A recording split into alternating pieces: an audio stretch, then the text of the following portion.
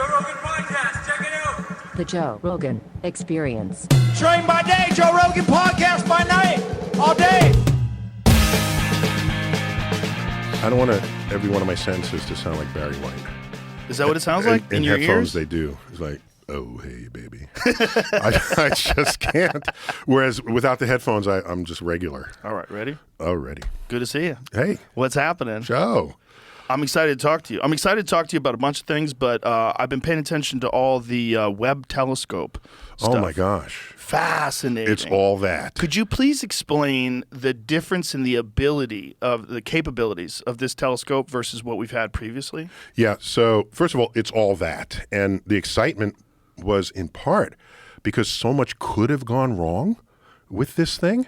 And the fact that nothing went wrong, we were ecstatic. Could you explain how complicated it is to get something like that? Yeah, so one of the great challenges that we face is how do you put a telescope in orbit that's bigger than the rocket that's going to launch it?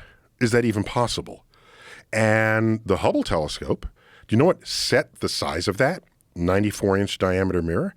That's the biggest mirror you could fit in the payload of the space shuttle. Oh. That's what set the size of that telescope. Big as it was, we would have made it bigger if the space shuttle were bigger. Now, I don't know if you've seen the Hubble telescope. There's a replica of it at the Air and Space Museum. Let's look at a photo of it. And it's there hanging from the ceiling, but if you want to know how, it's about the size of a Greyhound bus. So the space shuttle deployed a Greyhound bus into orbit, which is the Hubble Space Telescope. And the value of the Hubble was that you could update it with servicing missions, and it was serviced many times. And as a result, it lived within our culture for 3 decades. There are people who came of age only ever knowing the majesty of the universe as delivered to you by the Hubble telescope. 30 years worth of this. Think about it. Most other telescopes, they put into orbit and they have a 5-year mission and then they come down. So they don't have a chance to get inside you, to become something that you you got a nice visual there. So that's the Hubble telescope on the left, which every year I post a tweet at the end of the Stanley Cup, and I say, the Stanley Cup and the Hubble telescope had the same designer. Really? No, I'm just kidding. No, just look at the thing. Oh. It looks like the Stanley Cup. A little bit. Just a lot. I wouldn't confuse the two if they were in a room together. So here's the thing. So notice the Hubble telescope, its diameter is the spherical shape that fits in the spherical payload of the space shuttle. So now we want to put a bigger telescope into orbit. How do you do that? And so this is where you need engineers, clever engineers. We say, here's a rocket, one of the most powerful rockets we can use, but the fairing, that's the place where you hold the payload, can only be so big. And they say, all right, why don't we fold the telescope? Now, how are you going to fold the mirror? Oh, you turn the mirror into segments, hexagons. Hexagons, one of only 3 shapes that can tile a surface: a square, a triangle, and a hexagon. No other shape can do this. So, well, you can have other irregular shapes that can match up. You can tessellate, what it's called. But if you have what's called a regular polygon, so here in the image there, what you can see is all of the mirror segments. Those fold into a narrow structure along with the unfurling solar panels as well as the heat shields. Notice it was made at Northrop Grumman. By the way, Grumman has a long history in helping NASA put stuff in space. The LEM, Lunar Excursion Module, remember that? The thing that landed on the moon? That was designed and built in Bethpage, Long Island at Grumman Aerospace.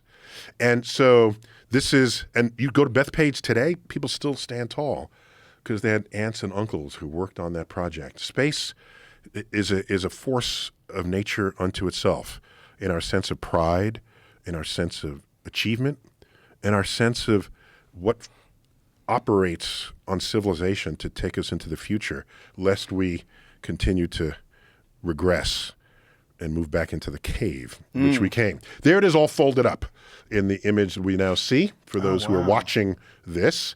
And you slip that into a fairing, and then you launch it 1,000,000 miles from Earth, opposite the sun from Earth.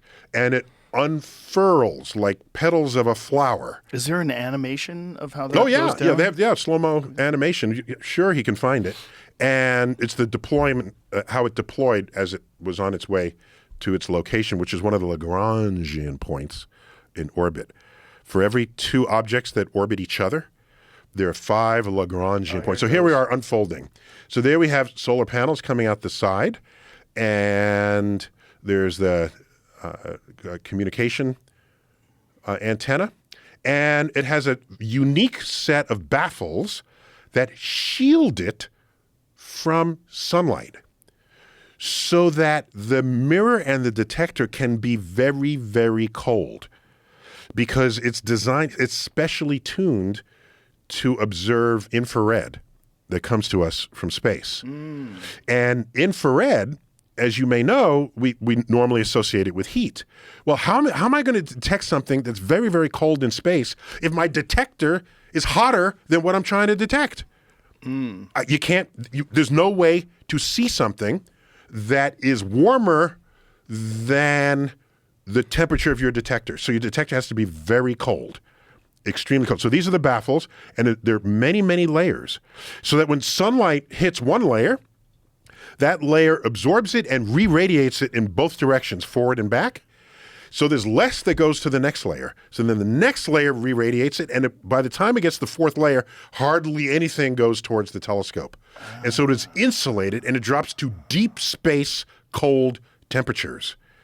And it's literally where the sun don't shine right now. So the solar panels are getting this solar energy from the bottom. Yeah, because that's the direction the sun is, correct? So it radiates off the bottom, and those are the things that protect it. And we see how all those layers. All the layers, fan out. yeah. Amazing. And it's specifically tuned for the infrared part of the spectrum. You remember the spectrum. So you have like visible light, right? Roy G. Biv, right? If you want to remember it. Red, orange, yellow, green, blue, indigo, violet. Those are the parts of the spectrum we can see. But there's light outside of this. There's like beyond the violet, there's ultraviolet. That's how you get that. And below the red is infrared, not visible to the human eye. By the way, insects can see ultraviolet. We can't. That's why bug zappers work. You put a UV light in a bug zapper, the bugs say, "Oh my gosh, I love ultraviolet," and then they get zapped. And we're old enough to remember before there were bug zappers, you'd had a picnic bulb for twilight picnics, and it's like a yellow bulb, kind of yellow amber bulb. It was a bug bulb. It was sold as bug bulbs. It's not that they repelled bugs, it's that the bugs couldn't even see it because their whole vision is shifted towards the ultraviolet, and it leaves out the deep red. Yeah, so that's evidence we're smarter than bugs. That's one piece. Luckily, that's one piece of evidence that we're smarter than bugs. So just to bring that to a closure, the earliest forming galaxies in the universe radiated a lot of ultraviolet. So you might say, well, let's get an ultraviolet telescope. No, because 14 billion years later, the expansion of the universe has redshifted the ultraviolet into the infrared. So if you want to see the birth of galaxies, you got to know what they look like in the here and the now. And in the here and the now, it's in the infrared. So this is a telescope specifically tuned to see galaxies born at the edge of the universe. And infrared also allows you to see deep into gas clouds. now when they're showing you an image like So right this, here, this is the pillars of creation, which were so named at the time Hubble first attempted this. We were gaga over the Hubble image of this. And now, like the JWST, oh my gosh. For those who are more prone to religion, some have called this the hand of God. Because if you look at the pillars, you can kind of picture like a thumb and fingers, yeah. So, but regardless, this is nearby. This is the telescope peering deep into gas clouds that otherwise would enshroud what's going on. and you get to see stars being born, planets being born. And so what's remarkable about JWST is that to be tuned for the edge of the universe and the birth of galaxies is the same properties you would want to see the birth of stars. A star is born right in front of your nose that would otherwise be cloaked by gas. And infrared penetrates those clouds and enables you to see it as though the cloud isn't even there. And you already know this because if you're driving through fog, okay, you put on your fog lights. The fog lights are not blue. They're like reddish, amber, okay? That improves your ability to see through the fog. If we could see infrared, that's the kind of light you'd use, then you wouldn't even know the fog was there. That's why self-driving cars will be amazing. It won't matter if it's foggy. They'll be able to see everything. Just give them infrared sensors. The fog is irrelevant. They can drive 100 miles an hour in dense fog, and all the cars will see each other. And they want to change lanes. They tell other cars, I'm going to change lanes. They'll part for them, open up, and we won't get 40,000 deaths a year, as we currently do, from automobile accidents. Now, how much bigger is this telescope? So, so you want to think about collecting area, and I forgot the exact number, something like 8 times around there, more powerful in the sense of it can see things 8 times dimmer. There you go. So that's wow. There's about 2.5 squared. It's about 8 times the area. And the technology obviously is improved as well. So, like the ability that... Well, our detectors are better. And let me remind you that when the Hubble was designed, it was designed in like the 1980s. And it was scheduled to go up. And then we had the Challenger accident. And that delayed the shuttle program. So there's Hubble sitting there in mothballs with an old Microsoft chip. And by the time it launched, it was already not as fast as it could have been. And so the very first servicing mission swapped all that out and put in better methods and tools for measuring what it is we always needed it to do. So one sad part about this is that it's not serviceable. We have no access to that point in space 1 million miles from the moon. We haven't left low Earth orbit since 1972. We're not going out 1 million miles from Earth to fix a telescope. So that's unfortunate. Maybe a robotic fix, I don't know, to refill some of the fuel. It needs fuel to station keep. Didn't it get hit by a micrometeor? Yeah, well, that's the brakes when you're in space. Yeah. Yeah, but it doesn't affect the overall performance. That's amazing. Yeah. Well, it's huge, and micrometeors will do small damage, but you don't want it in the middle of a meteor storm. That would be right. Totally bad. And do they? I mean, they obviously know like where some of the asteroid belts are and where some of the nearby Earth objects are. Yeah. So in this context, so first, most asteroids are in the asteroid belt. So that's between Mars and Jupiter. So I have an asteroid named after me. Congratulations. I don't mean to brag or anything. Can't you like get a star named after you online? Not authentically. You just get robbed. They just pretend. They'll send you a map with your name drawn in the map. So you pay for a piece of paper. Yeah, they claim that it gets registered with the astrophysicist, but it doesn't. No, there's only one way we name stars, and that's by committee and by traditions and this sort of thing. They're fascinating traditions. So planets are named after Roman gods. And planet moons are named after Greek characters in the life of the Greek god, who's the counterpart to that Roman god. Wow. So Jupiter, for example, one of its moons is Ganymede. Ganymede was the manservant of Zeus, and Zeus and Jupiter were corresponding gods in Greek and Roman. And not only that, what's the number? Is it about half, somewhere around there, of all the stars in the night sky that have names have Arabic names. So in my field, we have deep respect for people who made great inroads into understanding the natural universe. And the golden age of Islam from 1,000 years ago made material contributions in this regard. And of course, Greek and Roman legends and this sort of thing. So there they are in its influence on Western culture. So, yeah, no, the universe is a fun place. Pretty fun place. Oh, yeah. So this James Webb telescope, in terms of its ability to recognize things, like what magnitude of improvement are we talking about from the factor the of 10. Hubble? Yeah, about a factor of 10. Yeah, easily. That's right. Well, a factor of 10 for the things Hubble could see, but it's incalculable when it sees things that Hubble could have never seen because Hubble was not tuned for the infrared. So then you can't even compare it. It's a complete other window opened up to the universe for you. So what has changed in terms of our understanding? The Webb has been in the million-mile orbit, or however far away it is, for how long now? Well, it got there, and then we did some engineering. So I guess a year and a half. Yeah. And what has changed in our understanding? So that's been people's first question. And what I want to do is temper that to say something a little different. So, yes, we expect James Webb to make great discoveries. We expect that. But the first order of business is hardly ever, let's discover something new today. It's, here's something that we have limited understanding of. Let's improve on that. And in so doing, we deepen our understanding of how things work in the universe. That doesn't always involve overturning a previous idea or discovering something that nobody ordered. All right? That will happen. We fully expect that to happen. But we targeted parts of the sky initially because we know other telescopes have gone there before.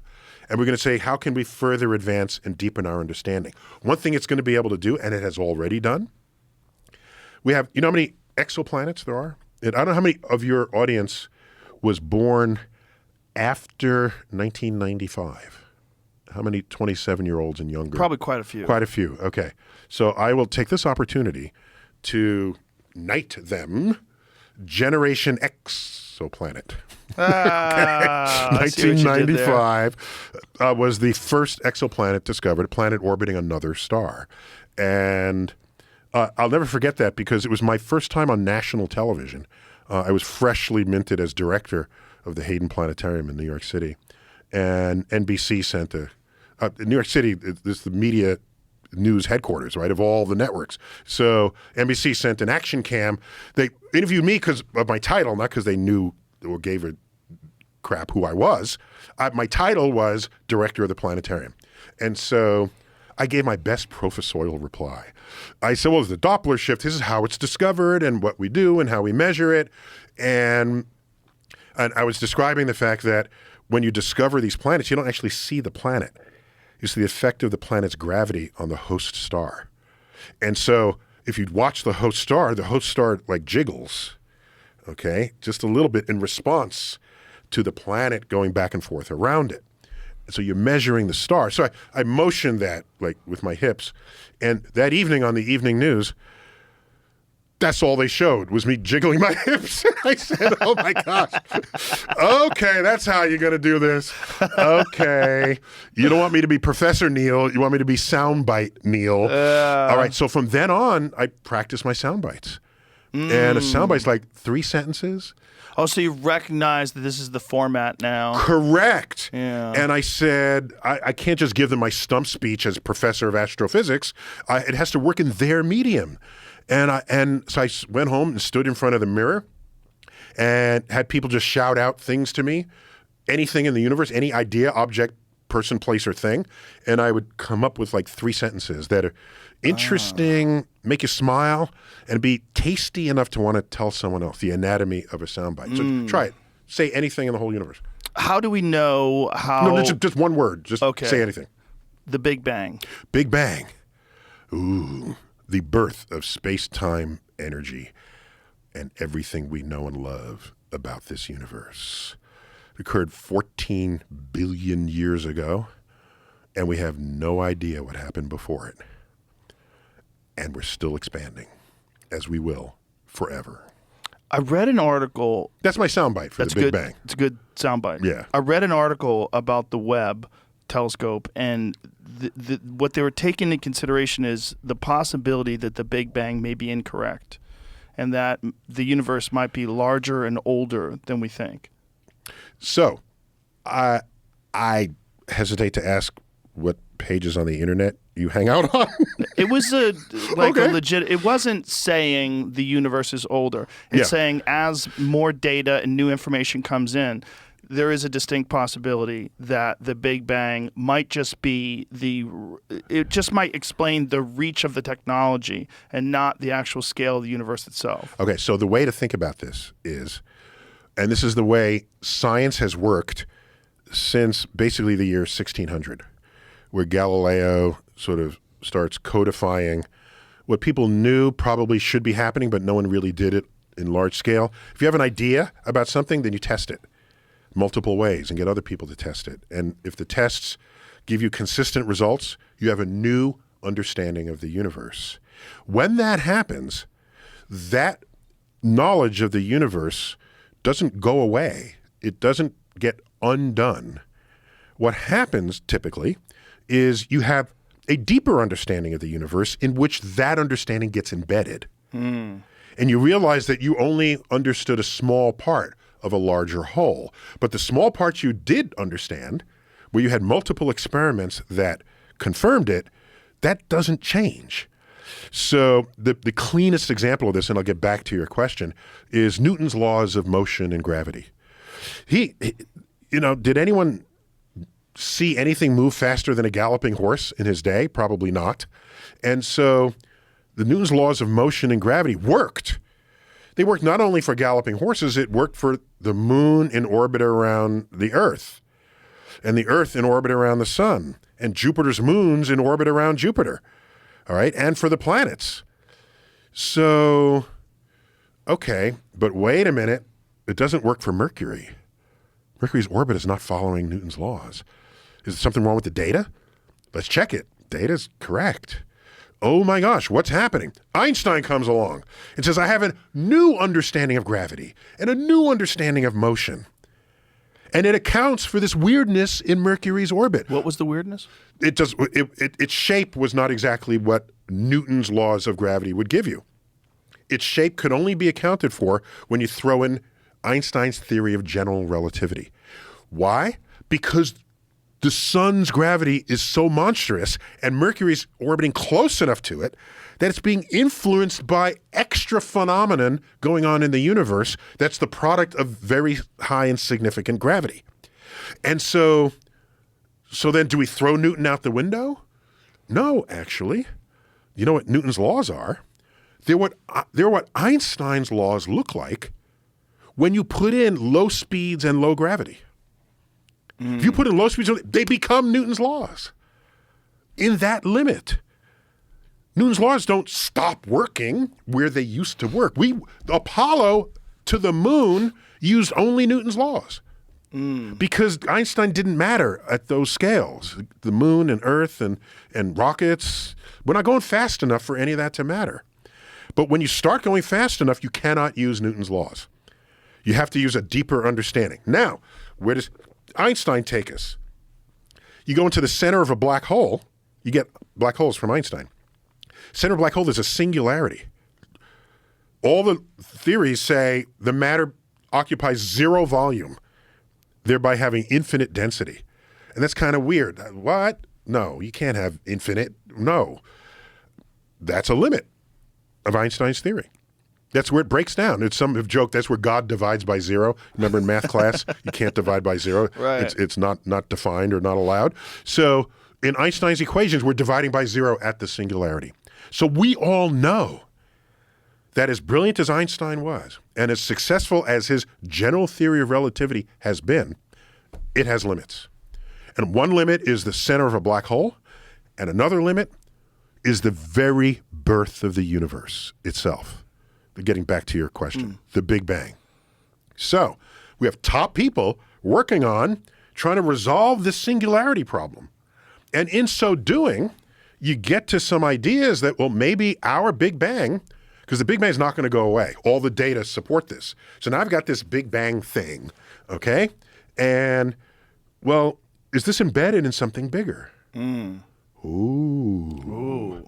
So when you put like quantum physics and general relativity and you try to come up with some bigger understanding, deeper understanding, string theorists have been all into this, you get a multiverse. We didn't pull that out of our ass. That came out of the equations. So how old is the multiverse? I don't know.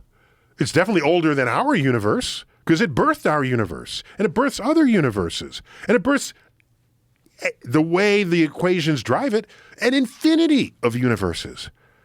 This is the idea that maybe there's a version of us in another where I'm bald and you got the afro but everything else is the same. And also a version where everything's the same. Where everything would be the same, yes. Everything you've ever said has been said before exactly in the same order. Correct. There's no reason to presume that everything in this universe isn't or hasn't already played out in the exact way in another one of these infinite universes. And in an infinite number of different ways. Correct. And so that is what comes out of the equations. So that makes the Big Bang a kind of a small part of a much larger whole. And so, yeah, we're ready for that. But the fact that the universe had a beginning 14 billion years ago, and there's the cosmic microwave background, all of these features are intact. They're not going to all of a sudden not apply. That's my point. That's my long answer to your very clean thing question. That happened 14 billion years ago, what is the predominant theory of why? So this multiverse concept gives us a reason why. Okay? So it's like, imagine you're rolling around in a basin, okay? And you're stable there, you're just fine, but then something kicks you out of the basin and you didn't know that there's a huge hill to roll down after you come out of that basin. But you didn't know that. You thought everything was just fine. You roll down that hill, you're gaining energy. At the bottom of the hill, something stops you. And then where does all that energy go? One of the hypotheses, and I'm highly simplifying here, is that the energy gained by rolling down a hill, and these are energy hills that would exist in this sort of higher dimensional space that we're talking about. That energy has to manifest in that object somehow, and it becomes an explosion and gives birth. With enough energy, it gives birth to matter, everything that we know and love, and it expands. Because when you concentrate that much energy in a small spot, that's the only thing you can do. I understand that you're simplifying it, but I don't understand. Simplified it in the sense that by using this basin analogy and rolling down a hill, that they're equations of the energetics of a system, and this is called a false vacuum. So you can be in a place that's not the true bottom energy state of the system, but you think everything is fine, but it's not, and so. If you move around among these hills and valleys, you end up birthing universes out the other side.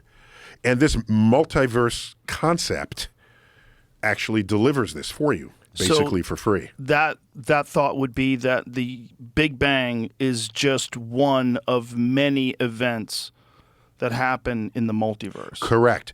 And not only that, it could be that other Big Bang events might have a slightly different laws of physics in it.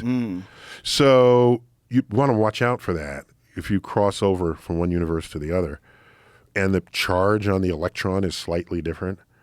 You could all your atoms could just scatter or compress into a pile of goo. Yeah, so take something to test first. Yeah, send a chicken out there. Chickens get no respect. Whatever happened to guinea pigs? Well, guinea pigs are cute. They have fur. They're cute and furry. Yeah. Oh my gosh. Chickens are way easier to just send to space. I spent a whole section in this book talking about people who love animals and want to care for them and don't want to eat them. But they only love ones that are cuddly. You for make sure. a plush toy out of it. My agent said that. She knows I hunt. She's like, you should hunt pigs because they're ugly. Ah! I'm like, how dare you? First of all, domesticated pigs are adorable. They are, in fact. Domesticated dogs are ugly too because they're desperate. In fact, I have I have a voice cameo of a pig in a Disney XD cartoon called Gravity Falls. It's a farmhouse, and there's a pig that lives with everybody. And the pig eats some slop that the kids are told makes you smarter. And so they bought it at a fair or something. So they went to sleep putting the slop on their forehead, thinking it would get into their head and make them smart. But the pig sees it on their forehead and licks it off of their forehead. And then overnight, the pig becomes a supreme genius, builds an atom smasher, builds a voice translator. And while the pig is smart, I'm its voice. It's That's hilarious. it's cute. It's a cute. And so, but what was I talking about before? Big Bang, multiverses, different laws of physics. Yeah, slightly different laws of physics are a fascinating prospect. How that they might vary and how you might want to avoid it. Oh, what I was talking about, if you want to save animals, I've never seen anyone say, save the leeches. No, no one cares about bugs. Save the ticks. In particular, parasites. Save the mosquitoes. Mosquitoes, the biggest enemy of humans, as big an enemy as we are to each other through warfare in the history of civilization, the greatest enemy to human life has been the mosquito. Responsible for more than 1 billion human deaths in the history of civilization. And so here we have mosquitoes, ticks, tapeworms, go down the list. And you can ask, if you're really into animals and don't want to kill them, if you heard that ticks were endangered, would you start a movement to protect ticks? Would you do that? And if you would, more power to you. But I'm thinking you're not. Why would you if you know about Lyme disease? This is my point. Yeah, or... This is my point. I mean, by the way, the Lyme virus wants to live too, right? Right. These are all creatures on God's green earth, right? And so you end up being a species bigot. That's in the chapter Meatarians and Vegetarians. There's the philosophies that each of those camps will embrace. And the question is, how thoroughly thought through are those philosophies? Like in one example, let's say you don't want to kill animals, but you have a humane mousetrap in your basement. Okay, why not? You don't want to snap the neck of the mouse. That's cruel. You like animals, right? So you save the mouse. You got to check on it every few days because they dry out quickly if you trap it. So what do you do when you catch it? What do they do? Release it back into the wild, guaranteeing the mouse gets eaten whole by an owl or pecked apart by all manner of woodland predators between 9 and 18 months of its life. So the safest thing to do with your mouse is to leave it in your basement. If you really care about animal life and the mouse managed to get into your basement, leave it there. It'll live up to 6 years in your basement. I lived in Colorado for a while next to an ashram, and I was visiting the ashram and talking to the woman who runs it, and she sprayed Raid all over these ants. And I go, "What are you doing?" And she's like, "Well, it's unfortunate, but we have to address the fact that we have an infestation of insects." I'm like, you just mass killed all these living beings with poison from the sky. And you did it in front of me. Aerial assault. While you're espousing the benefits of Buddhism and meditation and... Yeah, so people kind of cherry pick. Yeah. And I understand it, but... And it's odd. I don't mind if someone cherry picks as long as they're completely self-aware. Most people aren't. And by the way, the home where you're saving the mouse, I did a rough calculation. It's probably made from the wood of about 50 trees.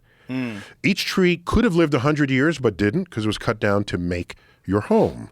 The 2x, the studs, the 2x4s, the floorboards, the wall panels, the siding. And each of those trees was home to birds and insects and fungus and squirrels and every day of that tree's life, via photosynthesis, it created 15 times the mass of the mouse in breathable oxygen.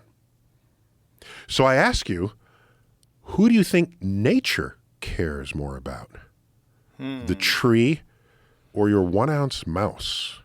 Probably the tree. I'm thinking And some trees live 1,000 years. Well, have you paid attention to some of the new research that's being done about how trees communicate with each other? I'll get to that. Yeah, I'll get to that. That's in that chapter, the Meatarians and Vegetarians chapter. So trees are fascinating. I've heard people say, well, the mouse has a beating heart and the tree does not, or plants do not, and animals do. And I said to well, let me think this through. If you cloak a tree, does it not suffocate? If you cut a tree, does it not bleed? If you cut off its nutrients at the base, does it not wither and die? Well, when they're aware they're being eaten, they release plant defense I'm chemicals. I'm getting there. All I'm saying is the tree gets nutrients from the soil to the topmost leaf. It does it not for want of a beating heart. It does it in spite of not having one. Right. It has a circulation. It just has a different It's where I get way my of life. It's where I get my maple syrup from. Tree blood. So to fault a tree or plant life for not having a beating heart, when it's not that they need one and don't have one, it's that they don't need one and never wanted one. Now you're talking about the mycelium. So this is a interconnected network. It's a fungal network underfoot in a forest where it connects multiple kingdoms of life. There are 4 kingdoms. You might have learned that there were 2. We've upped it since then. Those 2 kingdoms are still intact, but like I said, now there's more. It's embedded in a larger truth. There was the plant kingdom, animal kingdom, fungal kingdom, and then we have a kingdom that includes all of the bacteria and archaea and other microscopic life forms. And so here's an interesting fact. I lost sleep for a week over this. Ready? If you look at the common ancestor between fungus and animals, because the tree of life ultimately has one taproot, okay? And as it splits, it speciates, and you get all these things. The diversity of life on Earth is enabled by the fact that life can speciate. Okay. You look at the common ancestor between animals and fungus, the common ancestor between humans and mushrooms split later than its common ancestor split with green plants. What that means is we and mushrooms are more alike than either we or mushrooms are to green plants. Well, mushrooms breathe oxygen. All I'm saying is, you grill a portobello mushroom? What's the first word people use to describe it? Vegetarian. No, they talk about mushrooms tasting meaty. Yeah. Yeah, meaty mushroom. No one has, last I checked, no one has ever accused kale of tasting meaty. No. So in a way, we're kind of biting into ourselves. Plus mushrooms, shrooms, people have whole relationships with mushrooms. Oh, yeah. Yeah. Oh, yeah. So, and mushrooms are fungus. Fungus thrives on our body. Have you ever done Yeast. psychedelic mushrooms? I've never done anything psychedelic. Why? Can I tell you why? Yeah, please do. So I don't know if it's a good reason. I don't know if it's the best reason that can exist, but for me, it's a really good reason. The human mind barely works as it is. Barely. You ever see a book of optical illusions? Mm-hmm. No one doesn't love a good book of optical illusions. And you turn the page, what is that? Oh, is it in the page, out of the page? Is the line longer? Is it shorter? And you scratch in your head. These are simple line drawings that confound the human mind's ability to interpret. Our brain barely works as an accurate decoder of the natural world around you. You now want to stir in chemicals?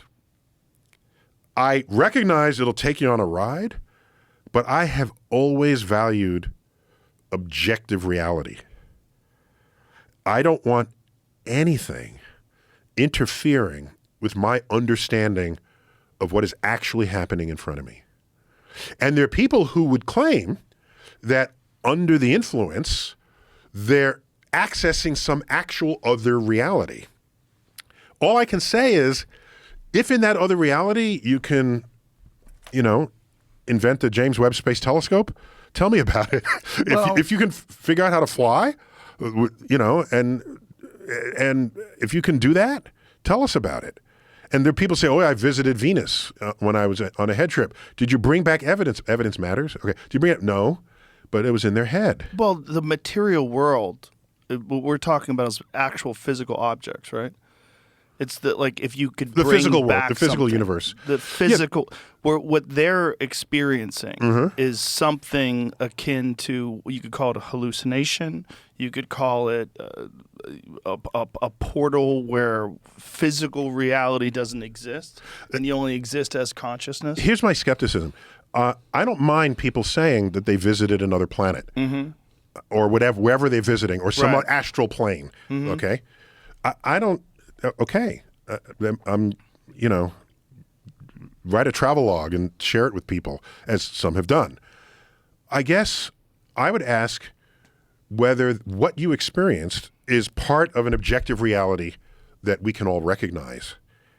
Because if it's not, then it's completely in your head. And if it's completely in your head, wait a minute. It's less useful. What do you mean by that? Part of an objective reality? An objective reality. So here's an example. When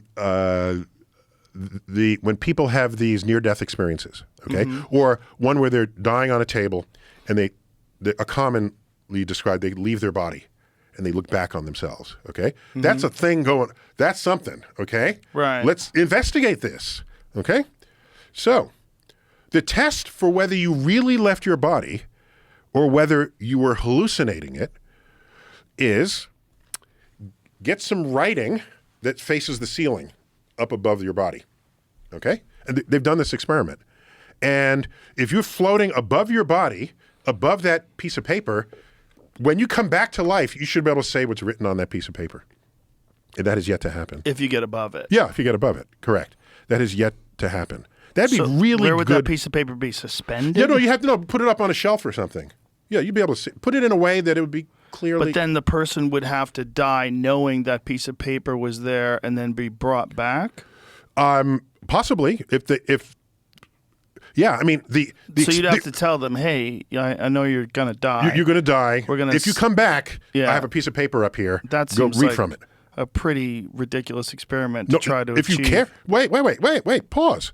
From ridiculous So experiments. hey, I know this guy's about to die, but instead of concentrating on bringing him back to life, let's write down on a piece of paper and leave it on the shelf. But who the fuck is going to do that? No, you know what they did? What? In 1895, after Wilhelm Röntgen discovers X-rays and they find out it penetrates your body and you can see bones inside your body, you know what they did? What? They set up X-ray machines at the bedside of dying people to see if they can see a soul leave the body.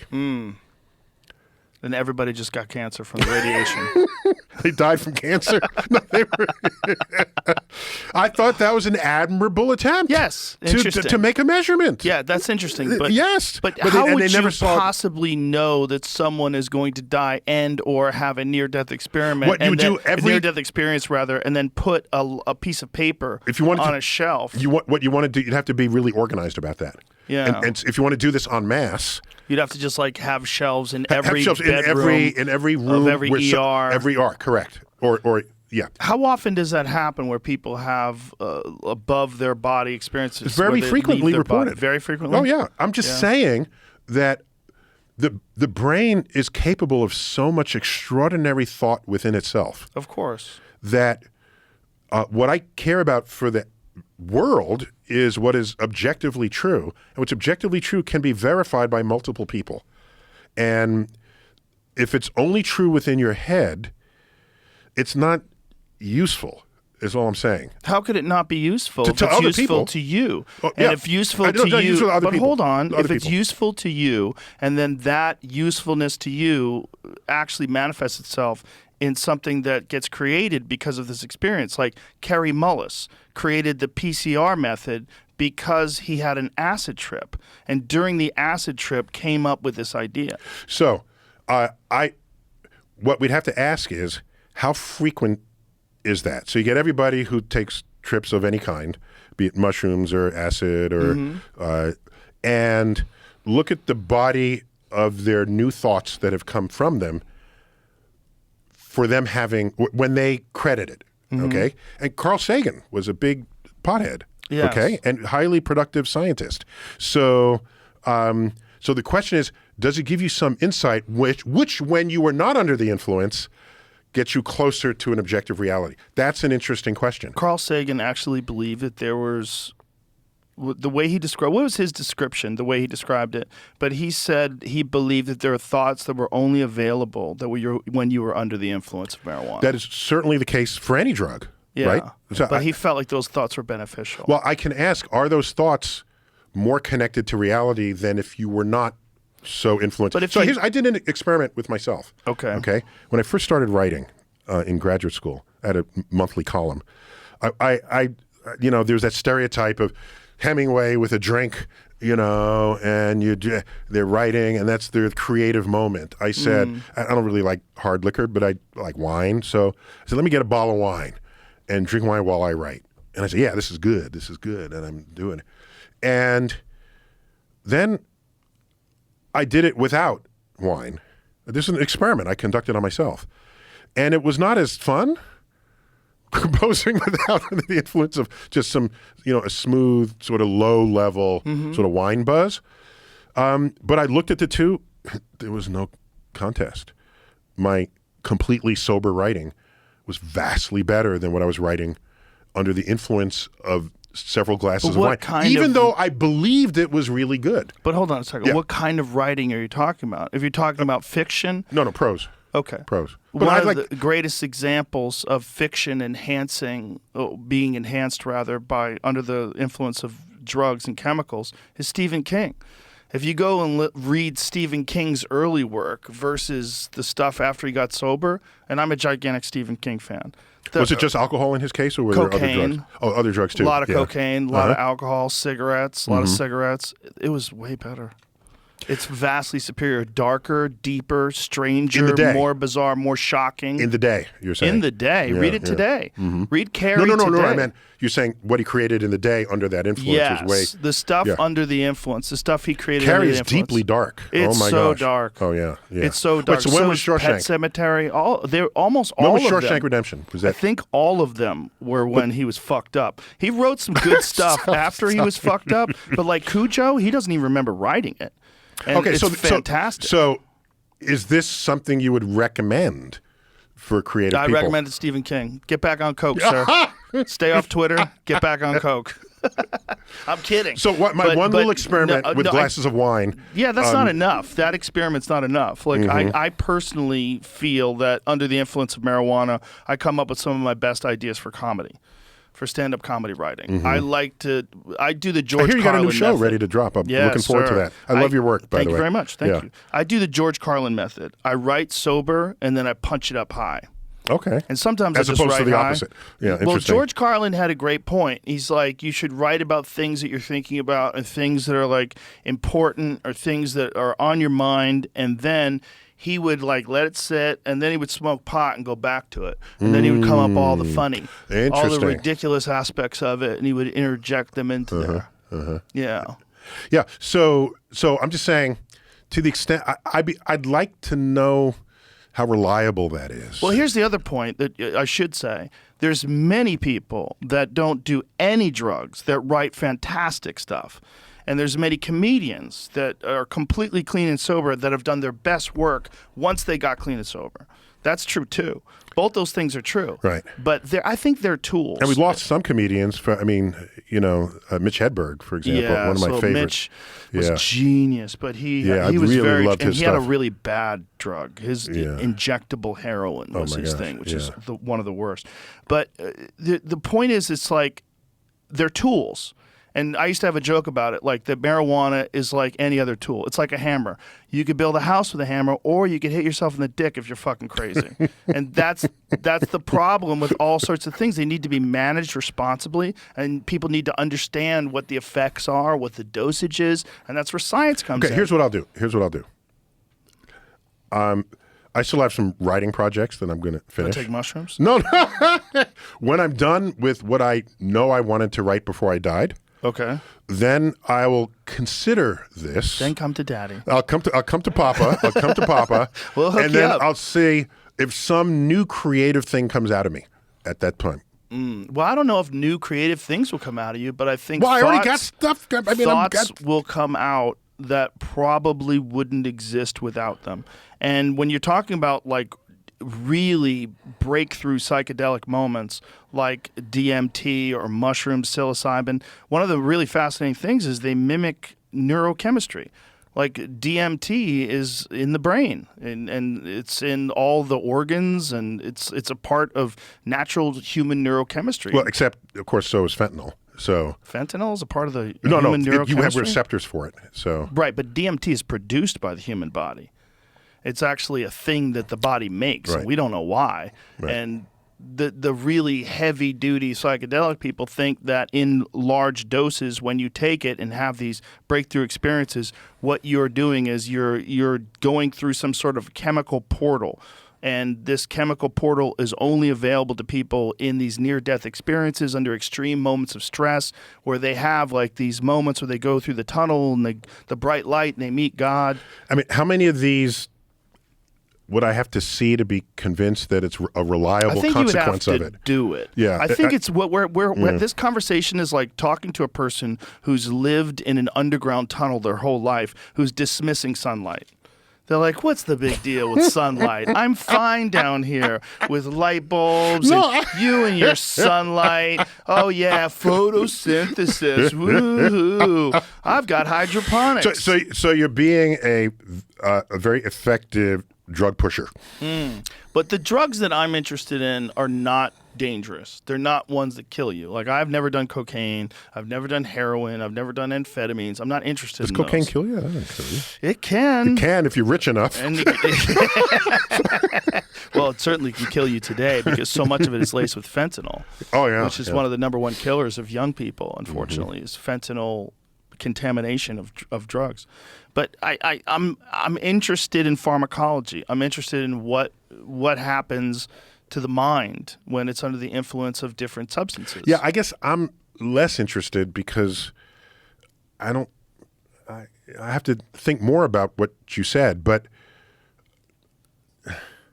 look at how people misinterpret reality when they're not on anything. It's a good point, and it's another good point is there's many people The that under failure the of influence eyewitness of those testimony drugs. just to say Yes. what actually happened. Sure, and that's under extreme scary. duress. That's People end up terrifying. in jail Yes, because of that. for the rest of their lives. Yes.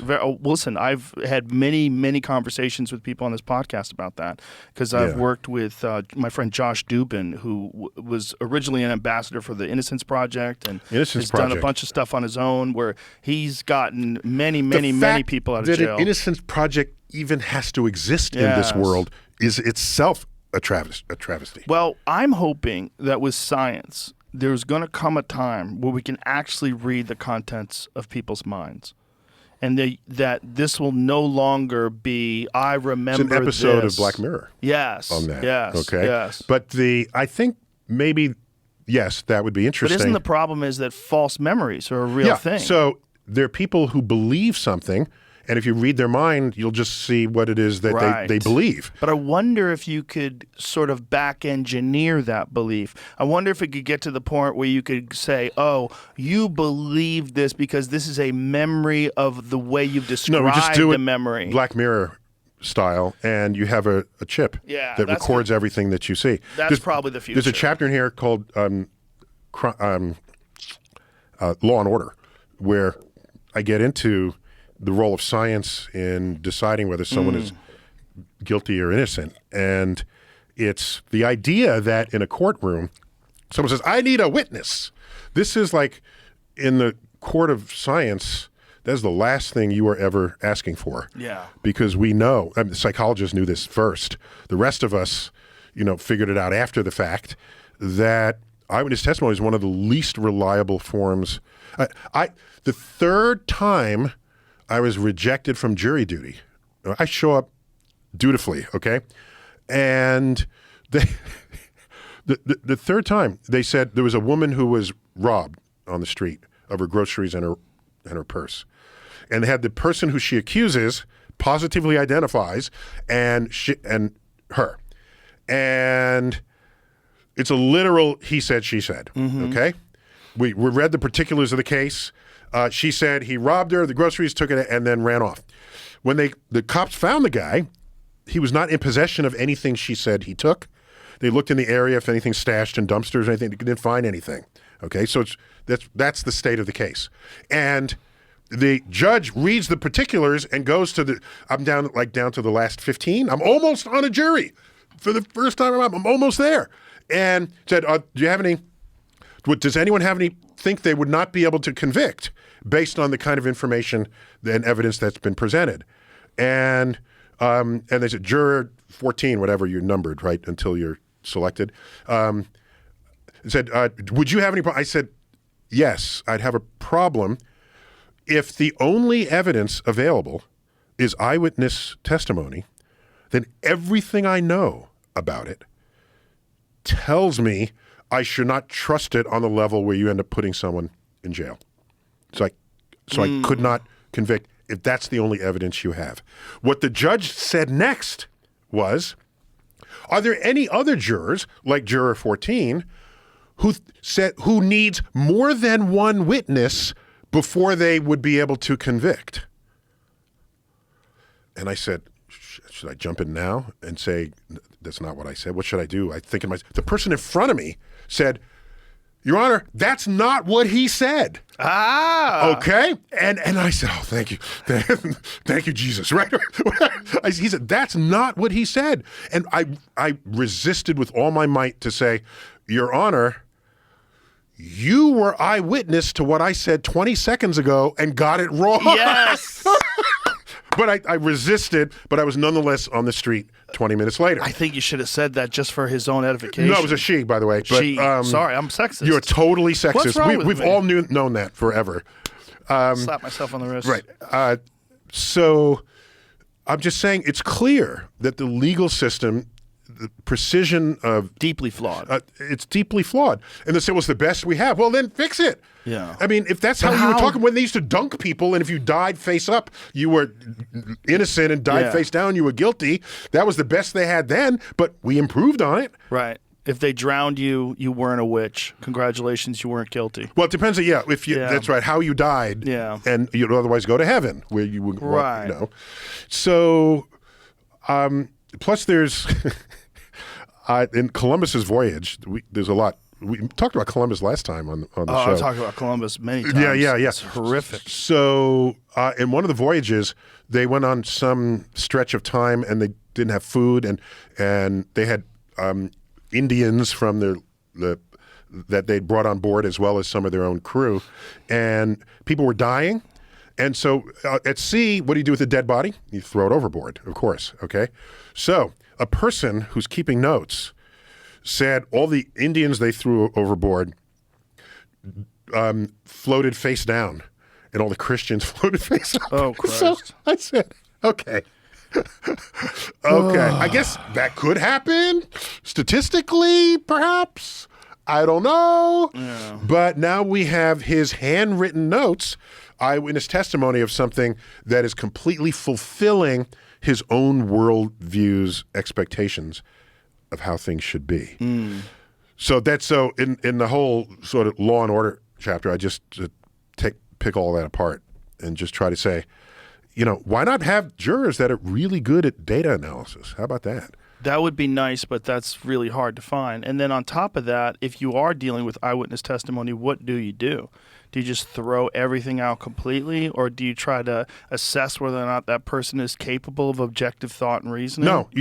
No. Because even people who are better at it are still flawed at it. Right. Okay? Especially under experiences under extreme duress. Stress experience. Yes. Correct. As they've done many times in psychology class. Yeah. They have, the class is unfolding and they stage some violent thing with an explosion, and then they say, write what you just saw. Right. And nothing agrees. Right. Okay. Right. So Yeah, it's a challenge. Which but- is the problem of conspiracy theories after big events like 9/11.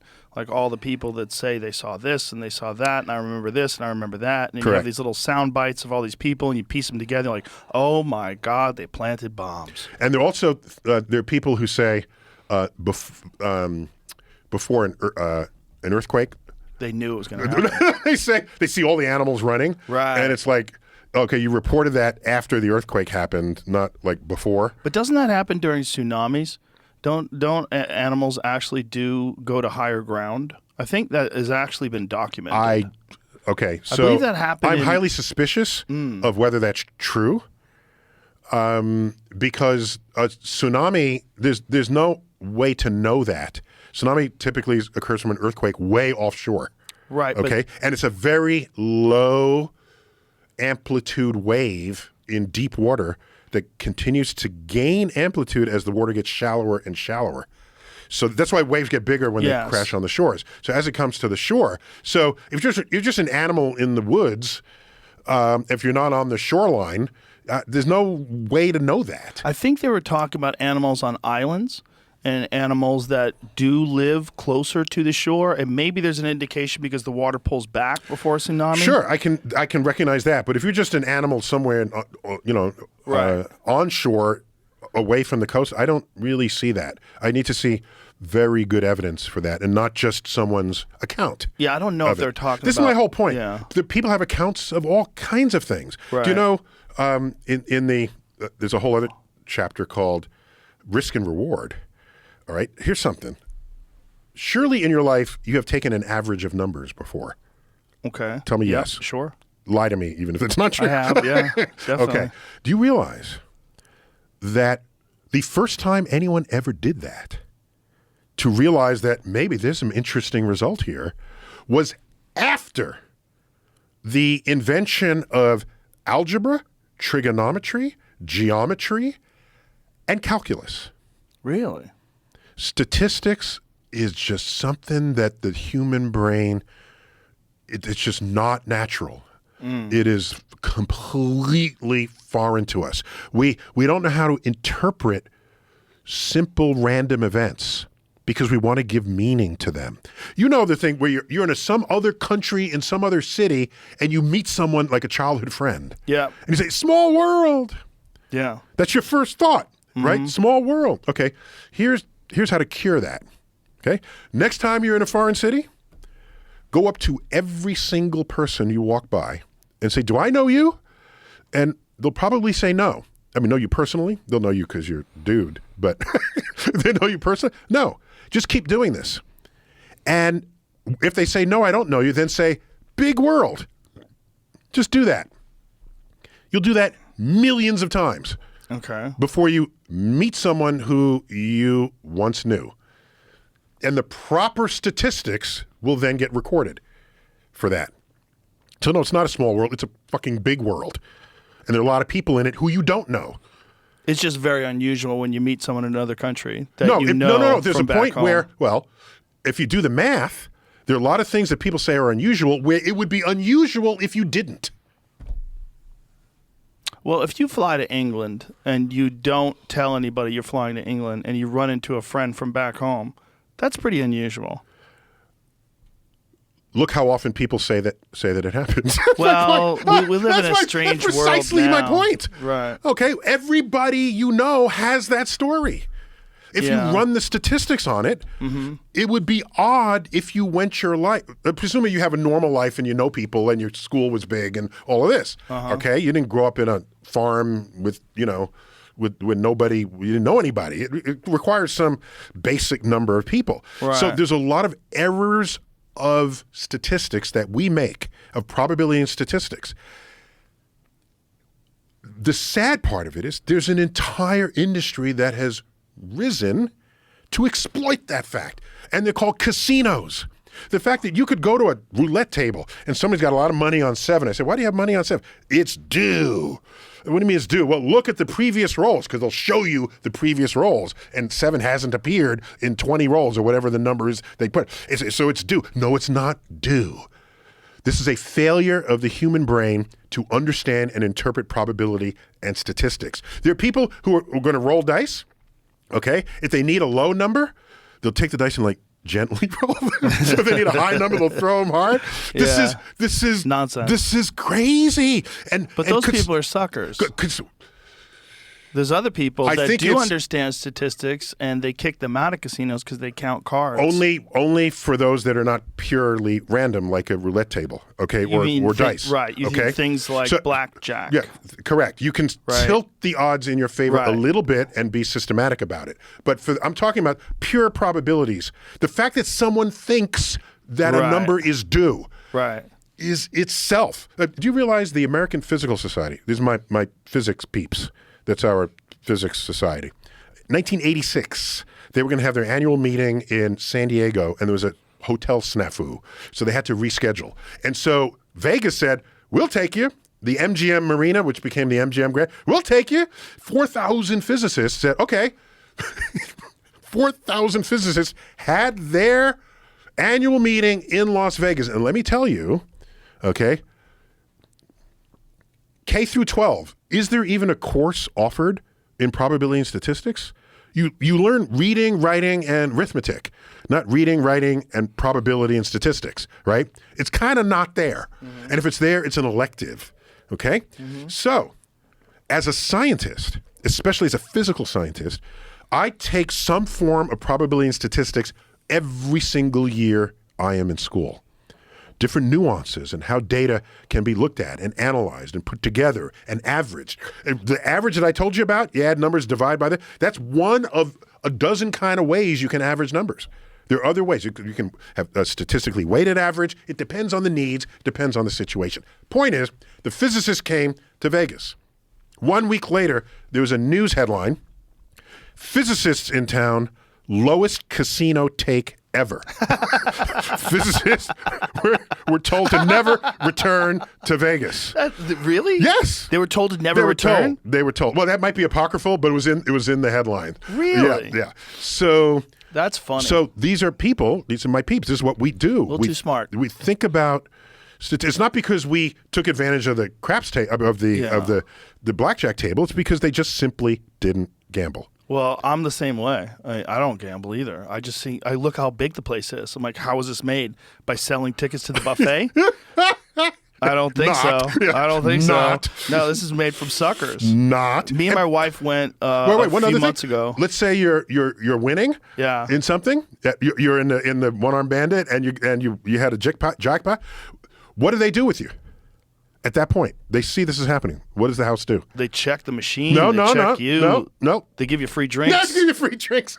Yeah. They got a comely server to come over to you and say, would you like a free cocktail? Yes. To stir chemicals into your brain to disrupt the little bit of objective reality that you're experiencing. Release your inhibitions. You're feeling lucky. Are you feeling lucky, Neil? You're feeling lucky. Yeah. I don't feel lucky at all at casinos. I feel stupid. Oh, and another thing with the state lotteries, this is all in the risk and reward chapter. State lotteries. Do you know what most of the revenue? It's a state money. It goes into the coffers, tax coffers. Do you know where most of that money is allocated for in most states? No. It goes to education. Oh, that's good. You didn't know that? No, that's great. great. It's so that makes you feel a little better, like you're helping out your own state when you buy your state lottery. Here's the thing. Part of me wonders.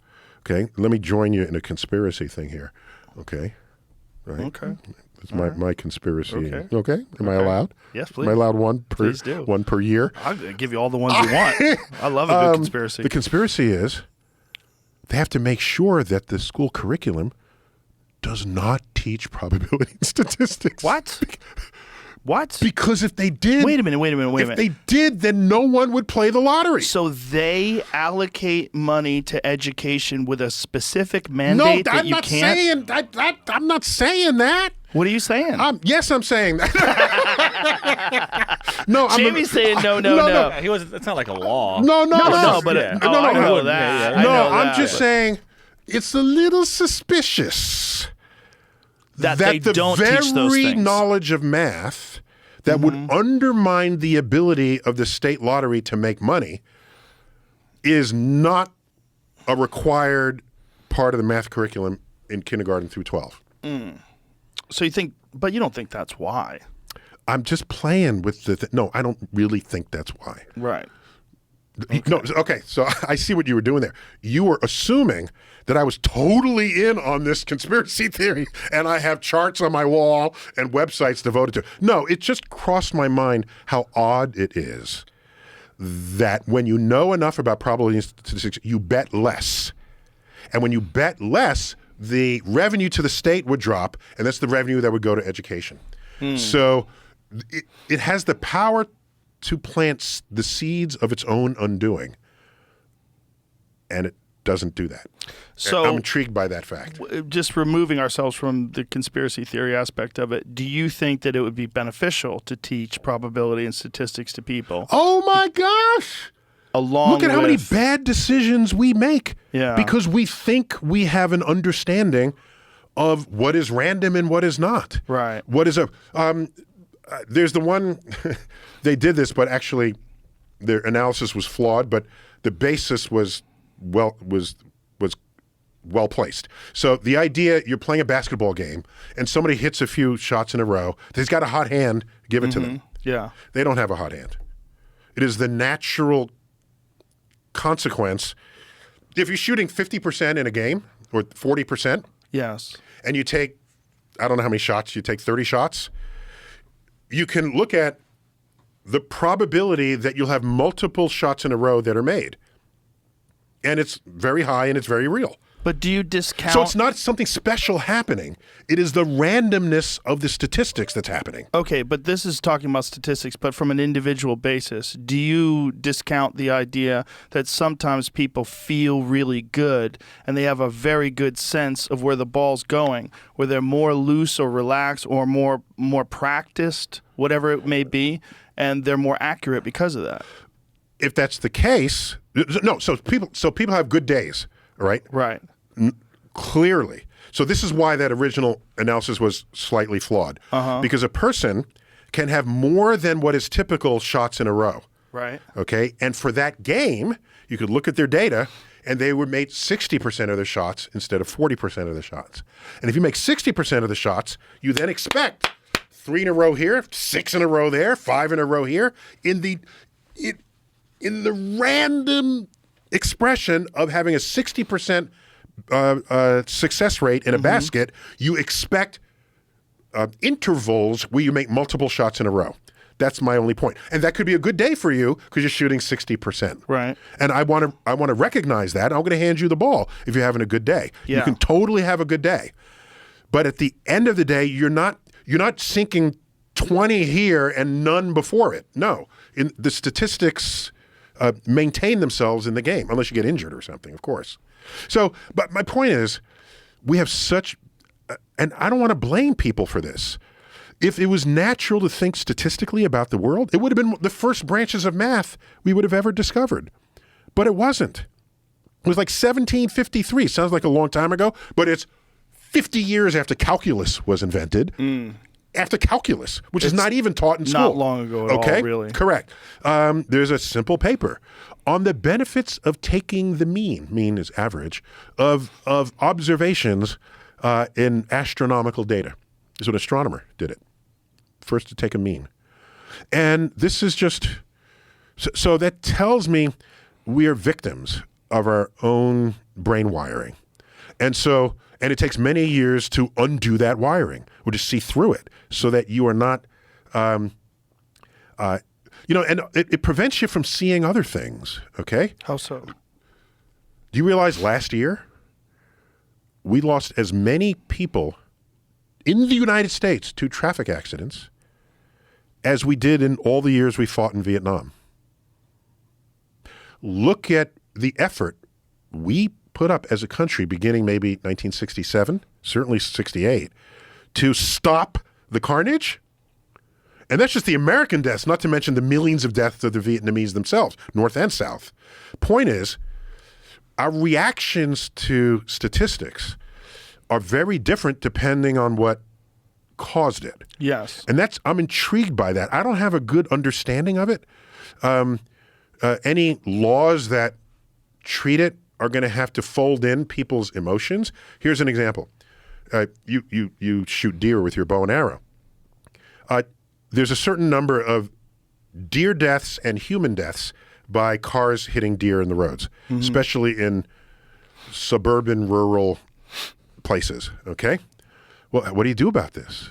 What are you going to do? Get a truck with a big-ass bumper. That's what they do out The here. Joe Rogan solution. That's the Texas solution.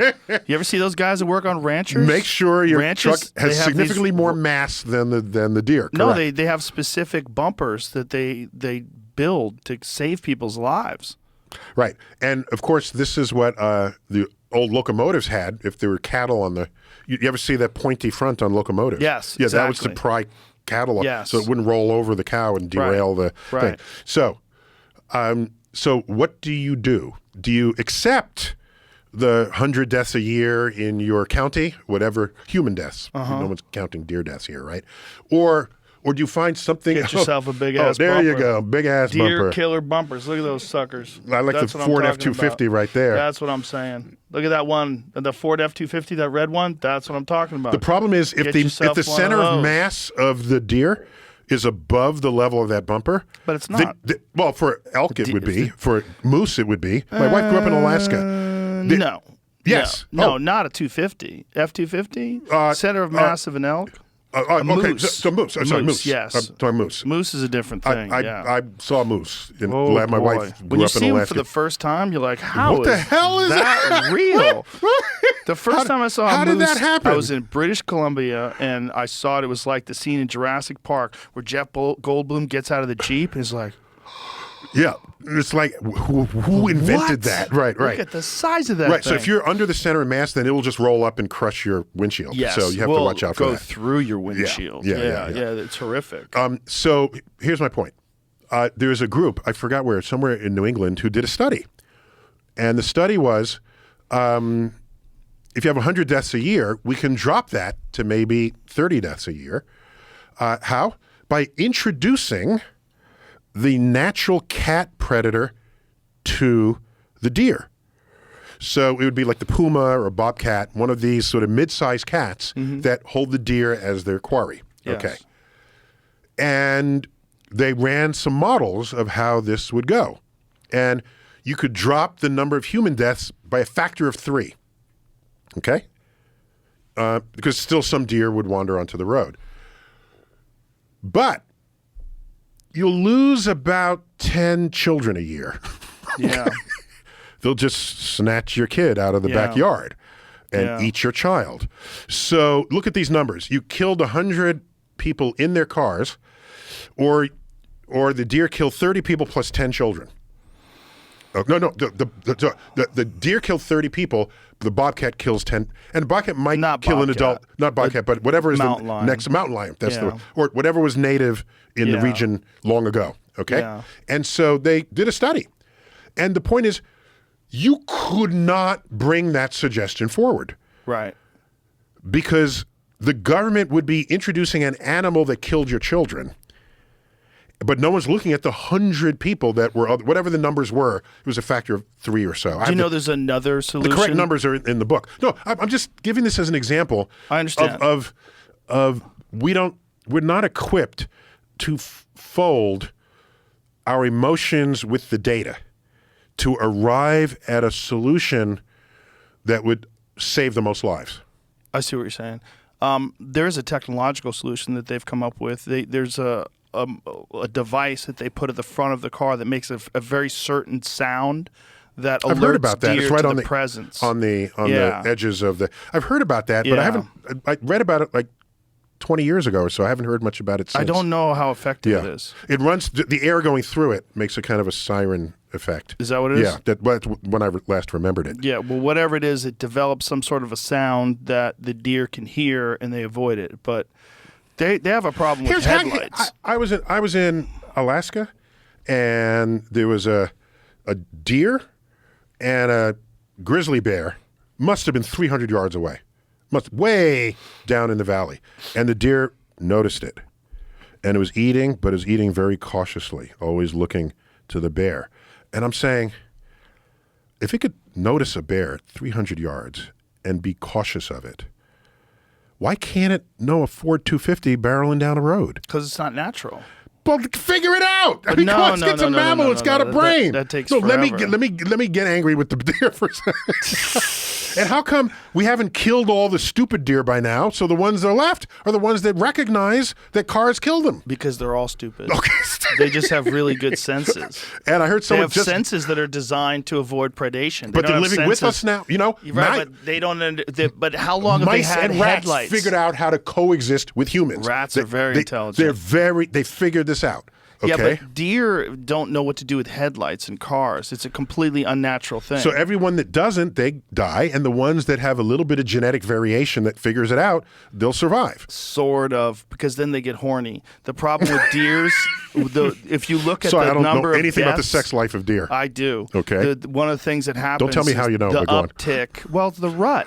When deer rut is when you hunt them, and one of the things that happens during the rut is they get ridiculous and they just run out into traffic. They can't even control chase themselves. Does into the street. That's Okay. oftentimes The male deer does, chase the female deer. because they're Yes. just chasing them. The females are just trying to get away, Okay. and they just run out into traffic. That happens. Or the male is trying to chase the female, and all he's got on his mind is he's got tunnel vision, and they just boom, gets hit by that F-250. Speaking of deer, by the way, my sister drives an F-250. Or is it a 450? Is there a 450? No, she drives a 350. Excuse me. Oh, she has a dually? Yeah, she's got one where the tires can do separate things. Oh, and okay. Up at the side, yeah. She's serious. She did don't mess with my sister. Okay. Is your sister out there off-roading?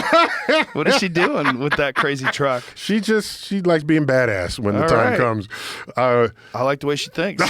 But she doesn't hunt, so is missing half the equation there. So on the subject of deer, in the chapter on gender and identity. So I go there, gender and identity, because it's a very hot topic. And I just apply some rational thinking to it. Do you know about Santa's reindeer? Do you know about them? Sure. I know very much about them. Oh, you do? Yeah. Okay. So do you know They're that... caribou. Yes, caribou, correct. Yeah. And, well, you can domesticate the caribou. And when you do, then both the boys and the girls have antlers. Mm-hmm. Okay? Well, that's just the fact of all caribou. Oh, all caribou. Excuse Yeah. me. But sorry, the domesticated ones are called reindeer, but they're derived from the caribou. Correct. So now watch what happens. So, as you may know, the male deer lose their antlers in late October, early November.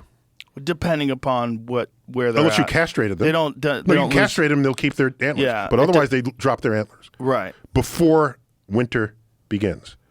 Generally not. No, I don't agree Well, it with you. depends on the animal, but a lot of them keep it until almost spring, and then they drop and they grow back very quickly. That's nothing of what I've read or learned of From this deer? animal. Or just caribou? No, caribou, Just specifically. caribou. Okay. The ones that became Santa's reindeer. We're not talking about the deer on the, in central Texas. No. They drop them in the winter. They dropped them November. Okay? The female don't. The female don't. So all that means is all 8 of Santa's reindeer are female, which means Right. Rudolph has been misgendered. Interesting. Well, do you know where the myth of Santa's reindeer flying comes from? I think it's from mushrooms, isn't it? Yeah, Amanita muscaria mushroom, which Yeah. looks like Santa Claus. Yeah. That's it. With the red and white And dots. they love those things. They love the Amanita muscaria mushroom to the point where when people are doing mushroom ceremonies and they go outside to urinate, to drink the pee. caribou will knock you over to get to your urine. Yeah, that's If you have crazy. domesticated caribou, they will knock you over to get to the urine because they smell the Amanita muscaria and whatever it's not psilocybin. It has to be such a major. I'm trying to imagine how high I want to get to drink someone else's pee. Well, caribou are not that wise, nor are they educated, nor do they even understand the concept of urine. Whatever the It's just a liquid. psychoactive It's just- compound, yeah. it's their sense of smell is preposterously intense. Mm-hmm. I mean, we can't even imagine what a deer can smell. They can smell you hundreds of yards away.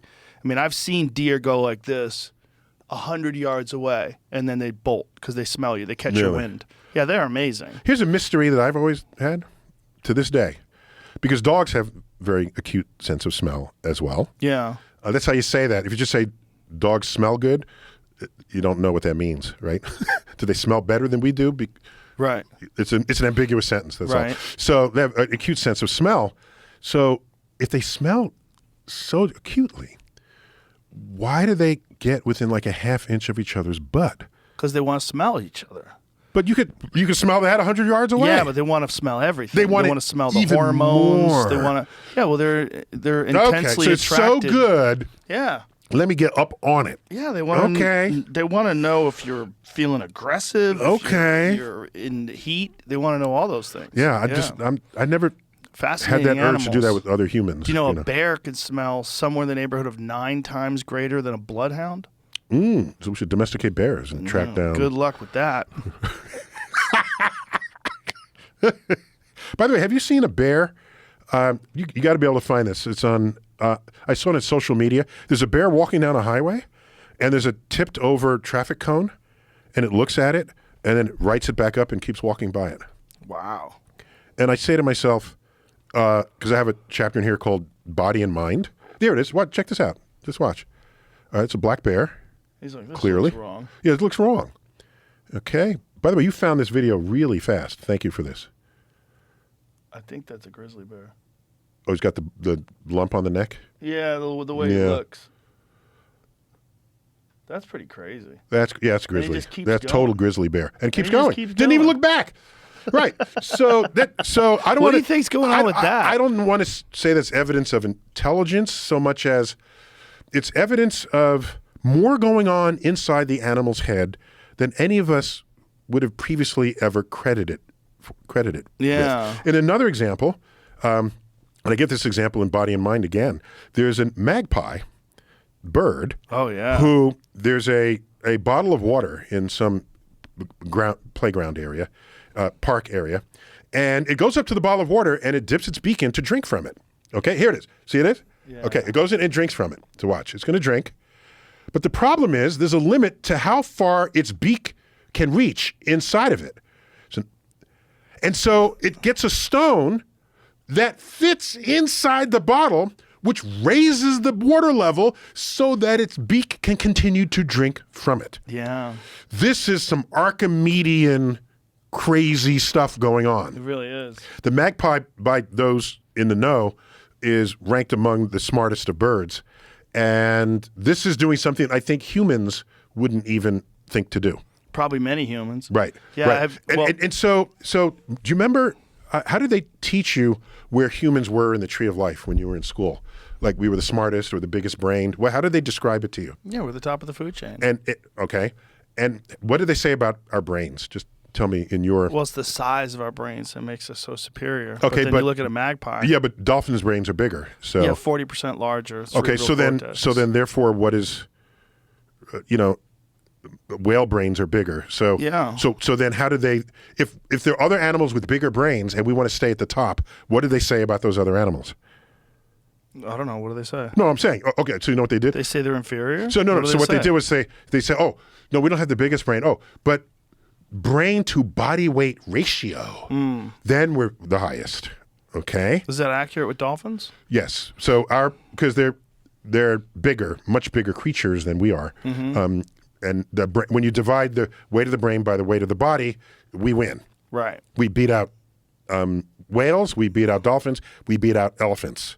Then there are those who are fans of those say, well, you want to do it lean weight because the dolphins and the whales have a lot of blubber, and that's not, the brain is not having to control the blubber. So cut away the blubber. That boosts them, but they're still not as high as us. So we walk away saying we're at the top. However, what they did not say, which I had to, 40 years later, I learned this, that we do not have the highest brain to body weight ratio among animals, only among mammals. The magpie has a higher brain to body weight ratio than humans do, as do all other mid-sized birds, like crows, owls, eagles, these folks, okay? All have a higher brain to body weight ratio than humans do. So that rule that put us at the top was specifically for mammals. And And I'm angry that I didn't think to hear how specific that was when I was taught that in 8th grade. Okay. Well, isn't our understanding of like crows using tools very recent, like within the last 100 years? All I can tell you is any animal that we have ever got to study in more detail than we previously did has shown to be more intelligent than we ever gave it credit for being. Yeah. And you know who has the biggest brain to body weight ratio of any creature on Earth? Who? Some species of ants. Really? 15% of their body weight is their brain. And it's kind of obvious. Some of them, like the whole front section is their head. Right. It's kind of, in retrospect, it's kind of obvious. And ants are very busy doing some complicated things, and we don't know what they're doing. Especially leafcutter ants. They're busy, carpenter ants, leaf-cutting ants, and cross over into termite land. I don't know how big their brains are, but they're busy building stuff. And they work in communication with each other And they somehow. communicate. Yeah. One of my favorite cartoons was 2 dolphins swimming together, and there's a human up, it's like one of these water parks, right? And one dolphin says to the other, speaking of the humans that are up on dry land, they face each other and make noises, but it's not clear they're actually communicating with each other. So I'm just saying, we have Picture of an at ant. that. Remember? close-up of an ant. Yeah, that recently released this image, I think. Yeah. Jesus Christ. So... What a horrific demon that would be if it was insects large. with so much detail on their bodies. And to say, well, we're at the top. Really? I got one for you. How much at the top are you? Do you realize one slice of your lower intestine, your colon, one centimeter slice lives and works more microbes than the total number of humans who ever lived. So ask yourself, what are you to those microbes? Are you Joe Rogan? No, you are an anaerobic vessel of fecal matter in which they thrive. And without them, you don't exist. Well, you don't digest your food, first of all. Second, you want to keep them happy, because if they're not happy, then they're in charge. They send you to the nearest toilet as fast as can be. So part of a cosmic perspective on this world is looking at things in a way that decentralizes who and what you are relative to everything else. And you get a much more honest account of how things work, how they're put together. That's very hard for people to really grasp. It's an You're- ego. You're actually an ecosystem. Yes. And what is the number? There's some percent of your total body weight is the weight of other living things, especially what's alive and thriving in your gut. You're just carrying them along. Well, that's the case with all organisms, though. We like to think of organisms as being individuals, but they're actually hosts. I don't think not all, amoebas have... not when you get down to single cells. When it's not single cells. But others, yeah. Yeah. A lot of symbiotic relationships going on. Oh, yeah. And so you can have a cosmic perspective that's not just the cosmos. Yes. The cosmic perspective just here, life on Earth. And, they talked about the overview effect where the astronauts... you probably had a few astronauts here as your guests. Looking down. Yeah, you look down. I prefer the view from the moon. I'll take it from orbit. Are you going to do any of those? Like, would you, if they let you up on the Jeff Bezos spaceship? They send people up there all the time now, right? So it's fairly regular. I'm an astrophysicist. You're not interested? No, let me hear me out. Hear me out. So take Earth and shrink it down to like a schoolroom globe. So now we can think of distances relative to that, and ask how high up did Bezos and Branson go? Okay. So here's a schoolroom globe. How far away would you say? Quarter inch. You say quarter inch? Okay, they went the thickness of 2 dimes. Oh. And our boy who jumped out of a balloon some years ago, Yeah. what's his name? Felix Baumgartner? Mm-hmm. Thickness of 1 dime. So this idea that they're going, I see the curvature of the Earth. And no, you don't. You don't. I'm sorry. That Jeff Bezos doesn't see the curvature of the Earth? You when he goes will up there? see the edge of the Earth, but ask how far away is your horizon when you're only that high up. You can just look at that, go to the schoolroom globe, go 2 dime thicknesses up, and then draw a line to to ask how much of Earth do you see? You'll see a circle, but that's a circle cookie cut out of the larger sphere. So it's a perspective issue. It's a perspective issue. And by the way, the images when they showed Felix Baumgartner, where he's prepared to jump, you see this curved Earth. That's a fisheye lens, dude. Okay? Fisheye lenses take horizontal lines and bend them convex when you're above the midplane of the photo. In order to gather in more of the image. Correct. 'Cause that's the only way you can distort it to fit it onto a flat plane, because it's looking at a full sort of 360, 180, all right, and it's trying to get it in.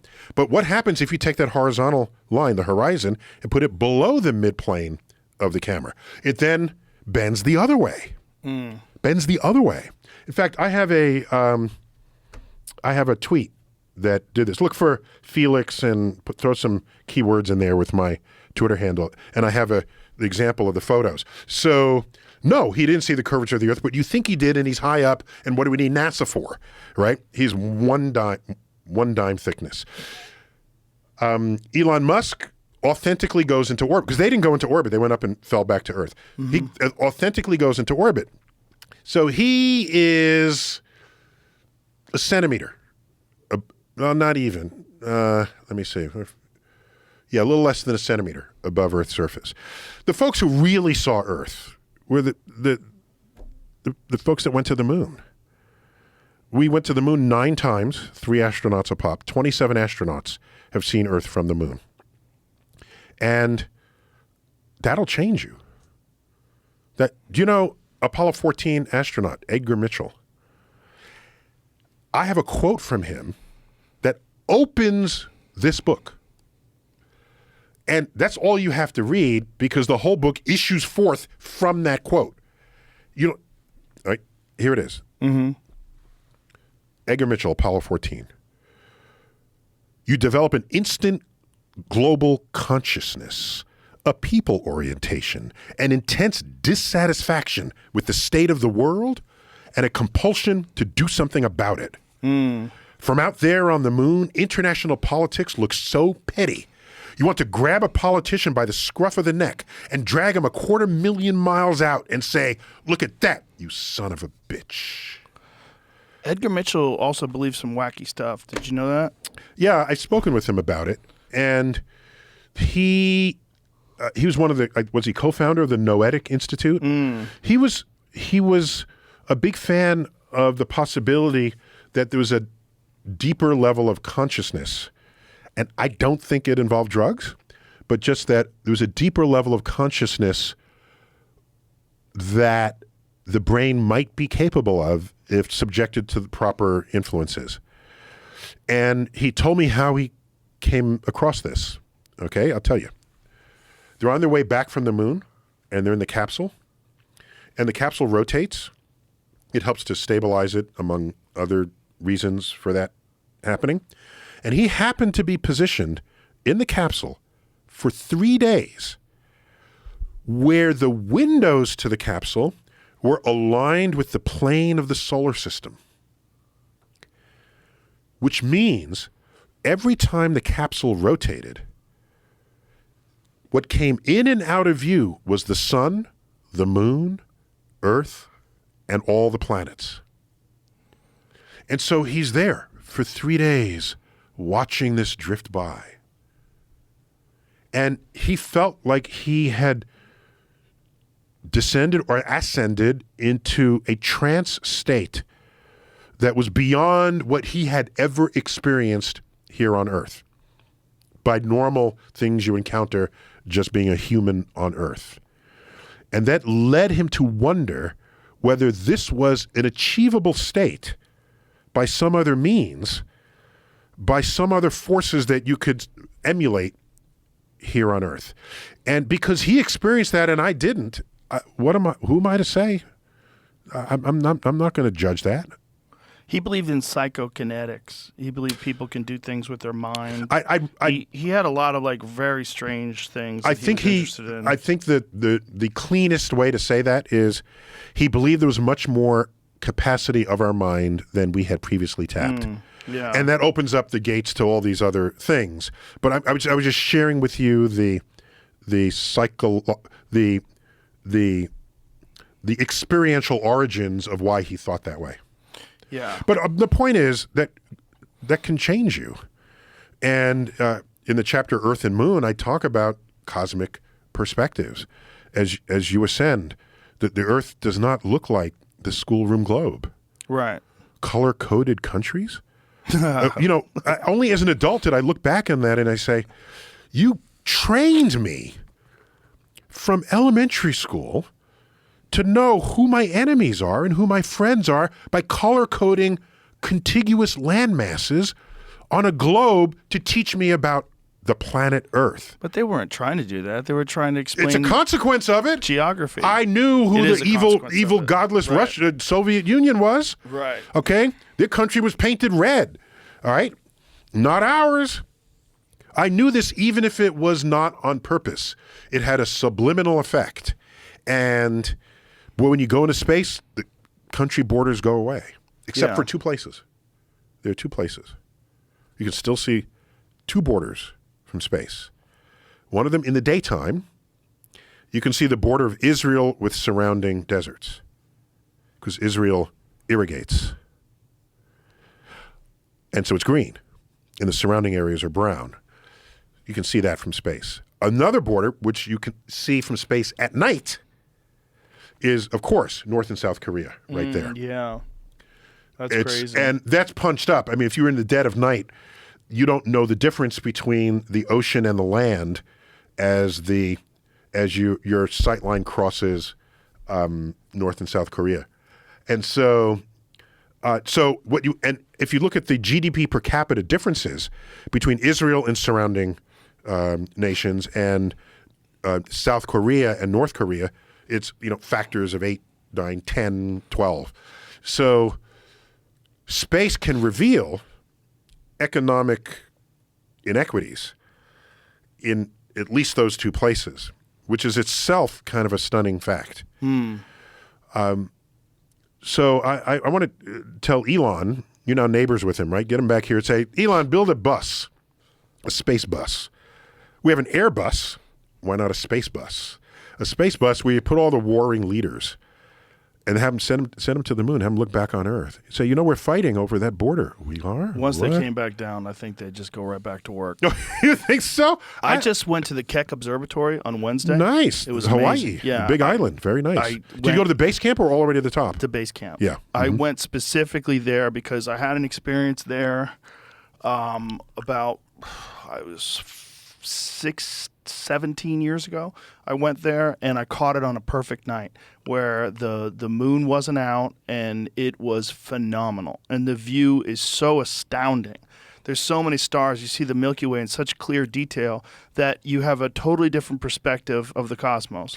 And you feel like sad. you're flying through space with a windshield over your head, like you're in a spaceship.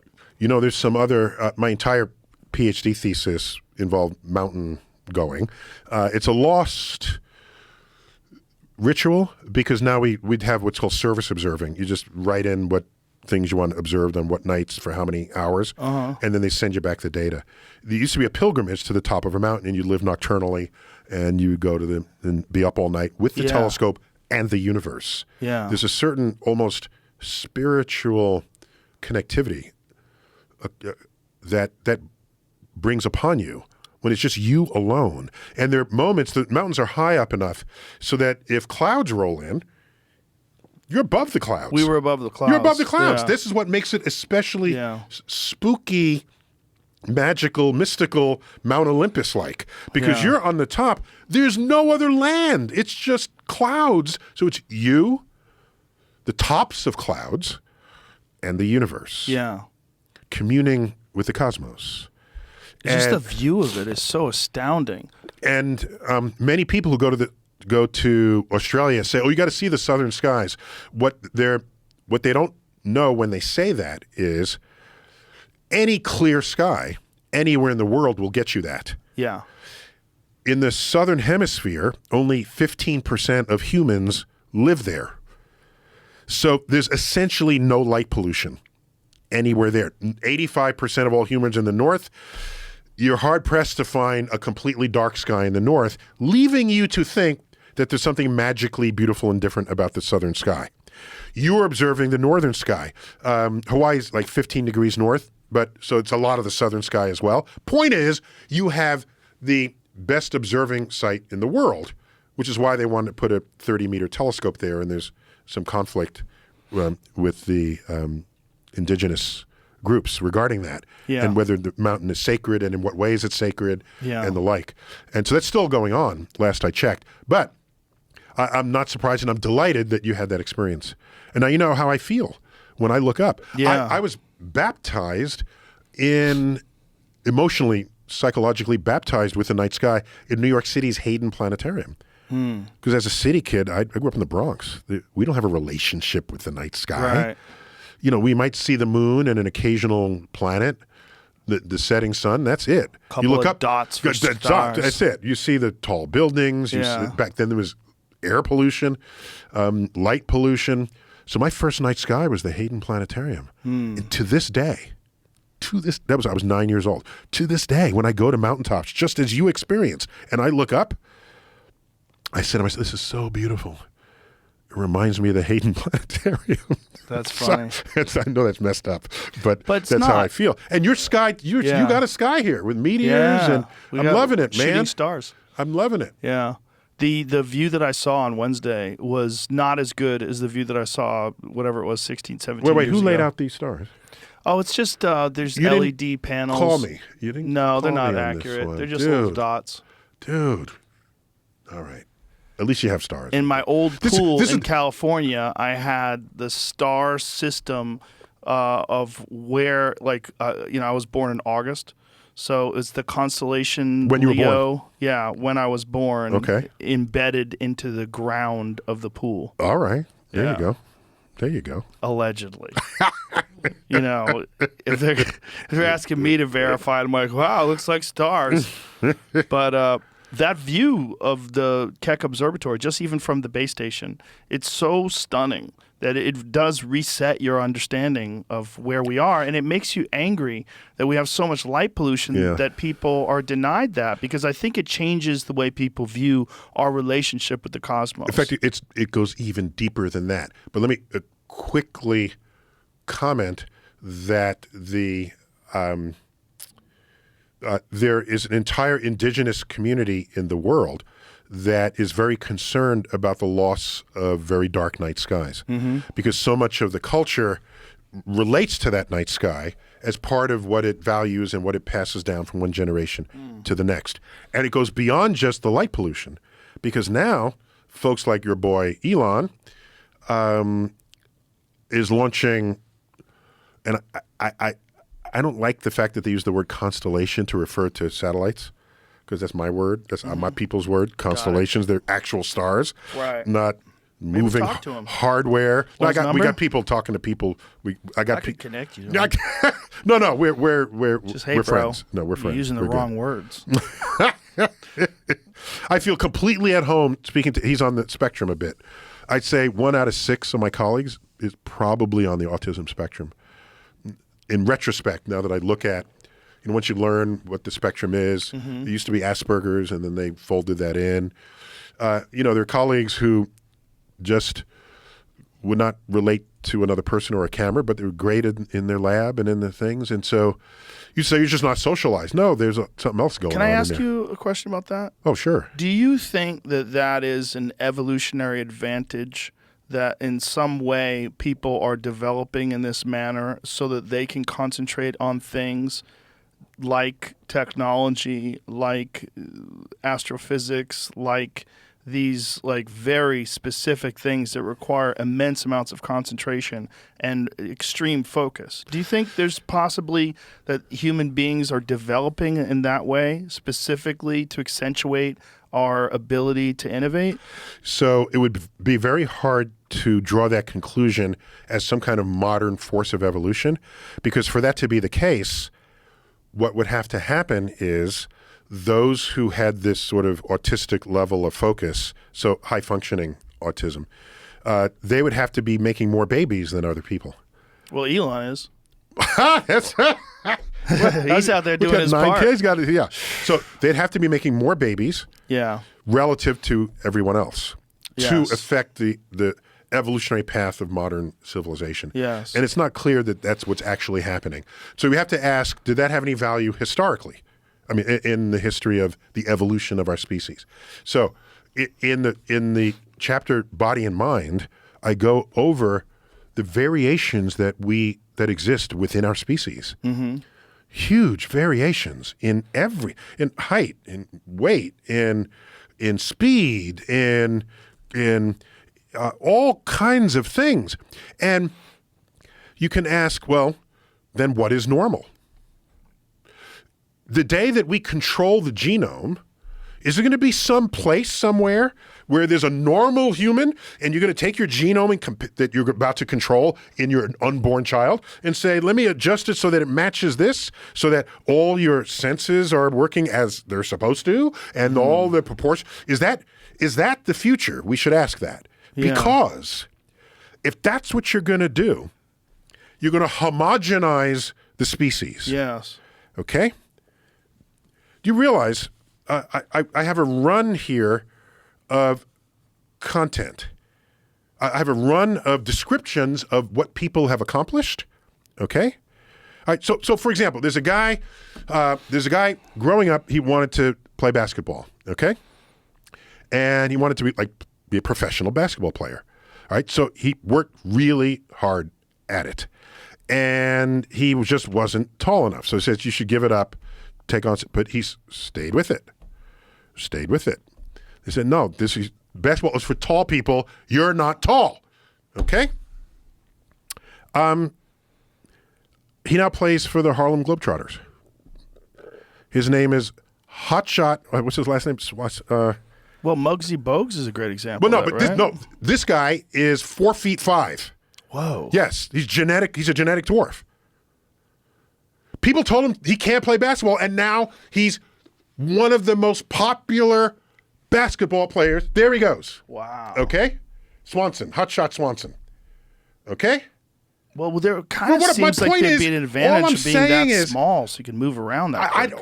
I'm making a different point. Okay. Yes, that's part of the point. Right. The point is, when you look at someone and they're not, quote, normal, and then you start listing what you think they should not do in life. Constraining the options that maybe they have ambitions that are greater than anything you imagined. Right. And so there's a letter beautifully written of someone took a voyage on a steamship in 1915, and I reproduced the letter in here. Beautifully written, and this passenger was given a tour of their steamship, okay, by the captain. And this letter, I can't find it in here, but it's beautifully. I mean, is there time for me to read something? Sure. Can I do? You have plenty of time. I got to read it. Hold We on have here. all the time in the Give me world. a second here, and you talk among yourselves. What? Let me see. H-A-J-G. I got it. Okay. There it goes. Okay. Here's a letter. Okay. Again, this is in the Body and Mind chapter where we explore. Here it is. So I had the wrong year. How about a letter written on April 10th, 1930 to Captain von Beck of the U.S. Lines SS President Roosevelt. That's Teddy Roosevelt, of course. The captain had given a tour of the bridge to a passenger who later that day waxed poetic about the experience. Again, I stood with the captain on the bridge, and he was quiet and composed in the presence of a million universes, a man with the power of a god. In imagination, I saw the captain standing on the bridge, gazing into the wide canopied heavens and seeing the darkness sprinkled with stars, systems, and galaxies. That passenger was Helen Keller, a 1904 graduate of Radcliffe College. Okay?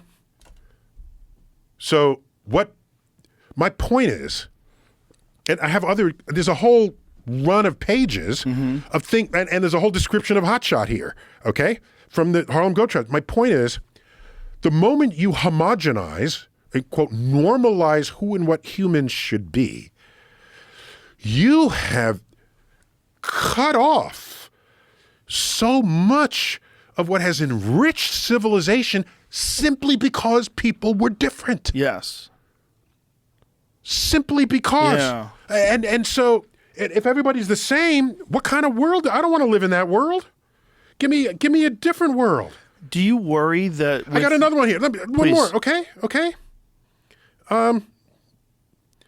You probably know this, but those who don't know the name, hold off on it, okay? Okay. Here it is. Jim Abbott. You know who Jim Abbott is? Sure. Okay. Some people won't, but here it goes. Jim Abbott wanted his whole life to be a professional baseball player, a dream shared by many American boys. Jim wanted to be a pitcher in the major leagues. He succeeded and played for many teams, chalking up a mixed record of wins and losses. But on September 4th, 1993, while playing for the storied I don't remember. New York Yankees, dude, I thought it was the Mets. no. I'm not a big He pitched a baseball fan. no-hitter. That's when no batter gets a hit in the entire game. There have been about 320 no-hitters in Major League history out of 220,000 games played. Due to a congenital birth defect, Jim Abbott was born without a right hand. Is Jim Abbott disabled? Is he? He pitched a fucking no-hitter for the New York Yankees. What I'm saying is, obviously not everyone who has a disability will achieve this way. Yes. I don't want to, don't get me No. wrong here, but what I want to say is, look at what people would have told, and I have 6 other examples here, one right after another. What people would have told them coming up. And Temple Grandin among them. But probably the most famous autistic person there ever was. She's professor of farming at the University of Colorado, somewhere in the West, where because she sees the world the way animals do, she could advise farmers in ways they can handle and herd cows that does not create stress in them. She figures stuff out. She has research papers. Yes. But you're going to say, "Oh, she's not the life of the party. Get her out of here." What are we doing? Can I give you an as human example, a beings? personal example? What the hell? And so I was angry writing that chapter.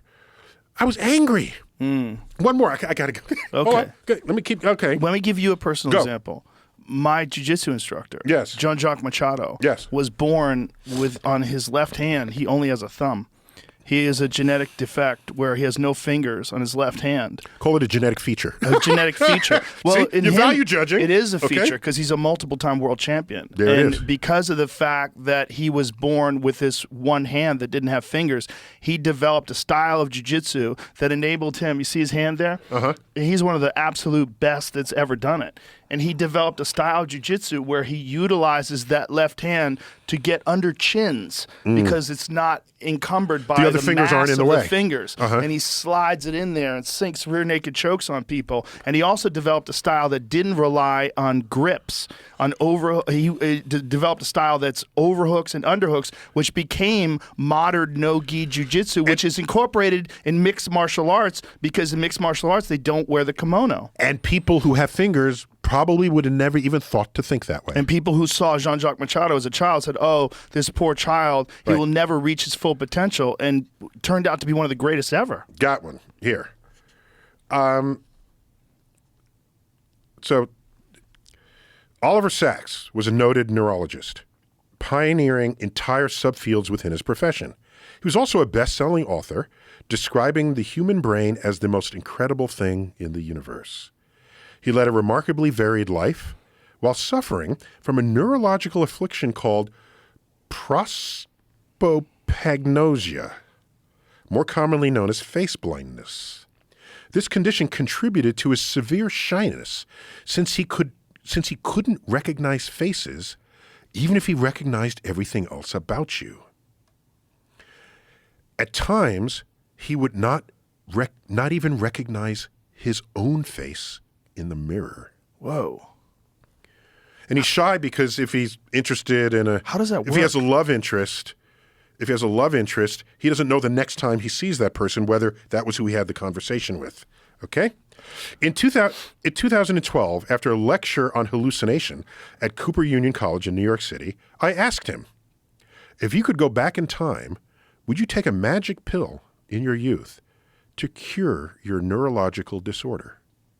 Without hesitation, he replied, no. His entire professional interest in the human mind was inspired by the very disorders in his own brain. He wouldn't have it any other way. How does that work?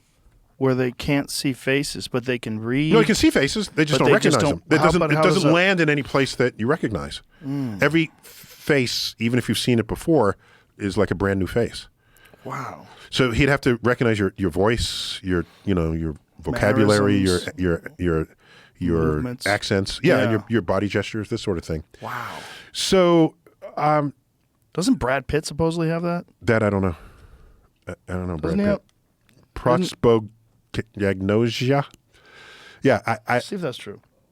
I felt like he said he has some form of that. is that what he told one girlfriend when he saw the next one? Is that what you're saying? How dare you? Yeah, he does. He has Yeah. some variant on that. What does it say? People.com, it says that, he explained that. He hasn't officially been diagnosed with it. He has extreme difficulty recognizing people's faces. Wow. So maybe there's a varying spectrum Yeah, of of that course, disorder. as there would be in anything. Right. Yeah, there it is. Yeah. Face blindness. Nobody believes. That's a very me. recent article Well, there in this past year. especially how crazy is he's got one of the best faces ever. And he can't recognize his faces. Yeah. Right? So it's so all of this you'd expect to happen on some kind of spectrum of Yes. severity, let's Right. call it, or featurity. And depending on where you are on that spectrum, you will have certain access to ways people have never thought before, ways Yes. people have never done things before. Have you seen the video of the woman somewhere in East Asia who has no arms? And she gets out of bed, folds up her, Yes. takes care of her child, puts on her makeup. With her feet. With her feet. Yeah. With her feet. Yeah. And so, she puts on her makeup and puts on her coat, there's a whole video about this. And so I don't know what else to tell you. Oh, you must know this my other guy here. You must know him. If not, get him on, okay? Get the dude on your show. Hang on. Studies show 1 in 50 people may have developed that face blindness. It could be genetic, but this doesn't say. Developmental. Yeah, it's Interesting. But how is it that he always winds up with hot women? Come on, He said Brad. people don't believe him because he's like they think it's self-absorbedness and stuff. 'cause Yeah. he's so famous. and he meets so Oh, many that's people and, interesting. Yeah. That's interesting. Here's another one. You ready? Yes. Matt Stutzman I recognize the name. What? is a championship archer Oh, yes. who That's can exactly. outshoot most people who have ever wielded a bow and arrow. He's actually coached by my friend John Dudley. In competition, Yeah. by bow and arrow in competition. He's also a car enthusiast. Oh, he was born without arms. Yes. He shoots his arrows and fixes his cars using his uncommonly nimble legs, feet, and toes. Is Matt Stutzman disabled? All I'm here to say is, because you started this conversation Yeah. asking me, on the spectrum of autism, where at some point in that spectrum you focus like no one can focus before, Right. possibly to the exclusion of personal hygiene and other concerns related to your health. And civilization has definitely benefited from those who have been able to focus in such a way. Yeah. So maybe our species and I'm just spitballing here, that our species and the advance of civilization itself has pivoted on the fact that in the variation of who, what, and what we are, some of us can focus and solve a problem like it was the most important thing we would ever do in our lives. Yeah. And end up doing so, thereby pivoting civilization into some future that would have not otherwise been realizable. So, yeah, I'm all there. Yeah, I mean, the diversity of human beings and their interests and what they look like and their sizes and the way they interact with the world is one of the reasons why we can create such an amazing world. I mean, but Consider also, and it goes beyond just this, what we call these disabled features, right? People with disabilities. It goes to other things. For example, that you must know that it was not until 1987 where the American Psychiatric Association, with some names such as that, but the psychiatrists, removed homosexuality as a mental disorder from their records, from their encyclopedia. 1987. Yeah. A disorder. And so what does that even mean if whatever the number is, 10, 20% of people or higher are on a gender spectrum as measured in the multiple dimensions that have been revealed in recent years? If you had control over the genome of your children 50 years ago, and if homosexuality has a genetic component, would you say, I don't want that? That's abnormal, because you're going to go through that list of what is normal. And you can say, I don't want any abnormalities in my children. Not at all. So there's an entire ethical frontier that is yet to be touched, yet to be resolved, I should say. Certainly there are people thinking about it. yes. Where what kind of child are you going to create? Well, this is the question. When you have, and this is what I wanted to get to, when you have things like CRISPR and you have what could be Home legitimate genetic engineering of fetuses and of embryos. Legitimate, you mean authentic? Yeah, well, legitimate implies it's I mean, like they can sanctioned, do it. yes. I mean, not sanctioned, but the fact that that is an emerging technology, and that, like all technologies, it will increase in its ability with innovation, with new versions. Where do you think this goes? Do you think it's inevitable that human beings engineer ourselves into these super creatures that are homogenous? Do you think?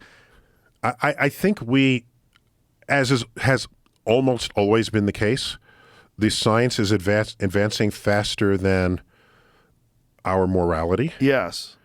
Or our sensibilities. Or appreciations of humanity. You know, and often the scientific advance has very important plus sides to it.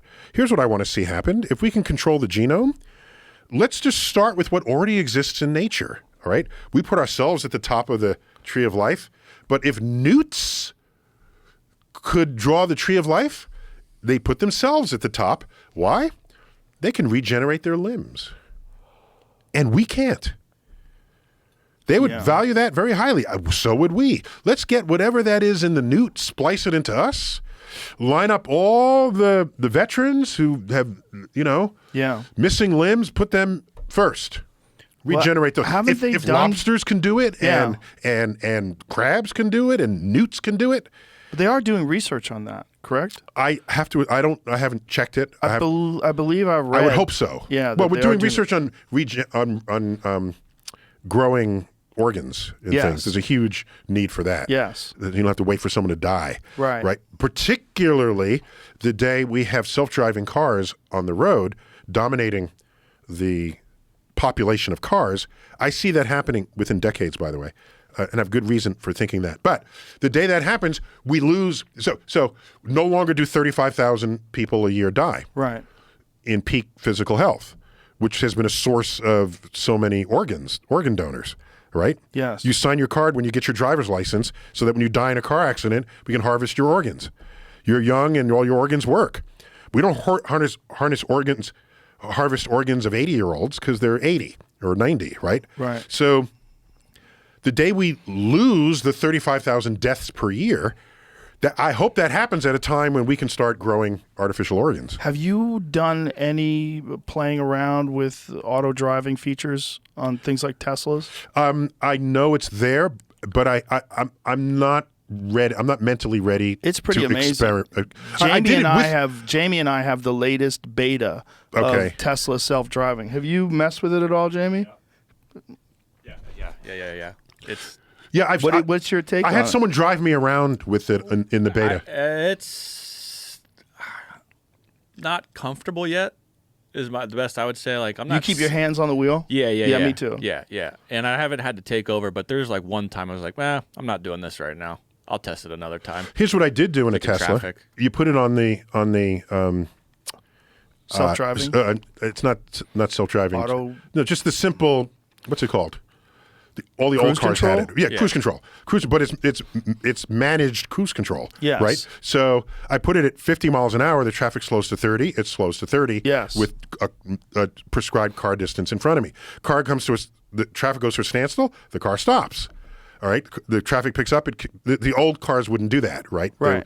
So it's doing this. So Yes. I experiment with that, and I noticed that when it starts from a stop, or when it slows down, it's way harder on its brakes than I am.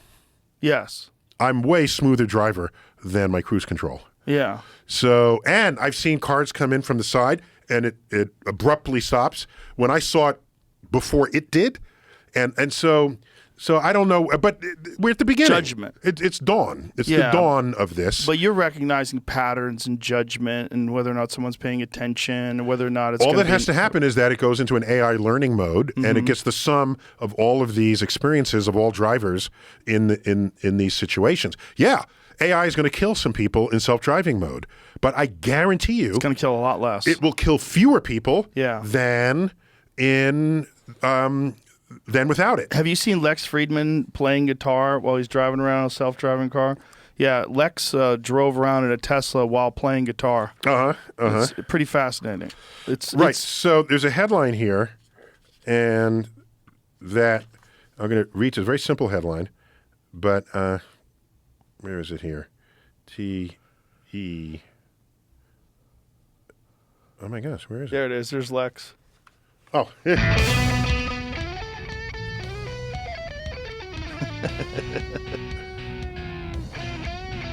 That's pretty good. Lex can shred. Give me some of that. You got to listen to this. Listen to this.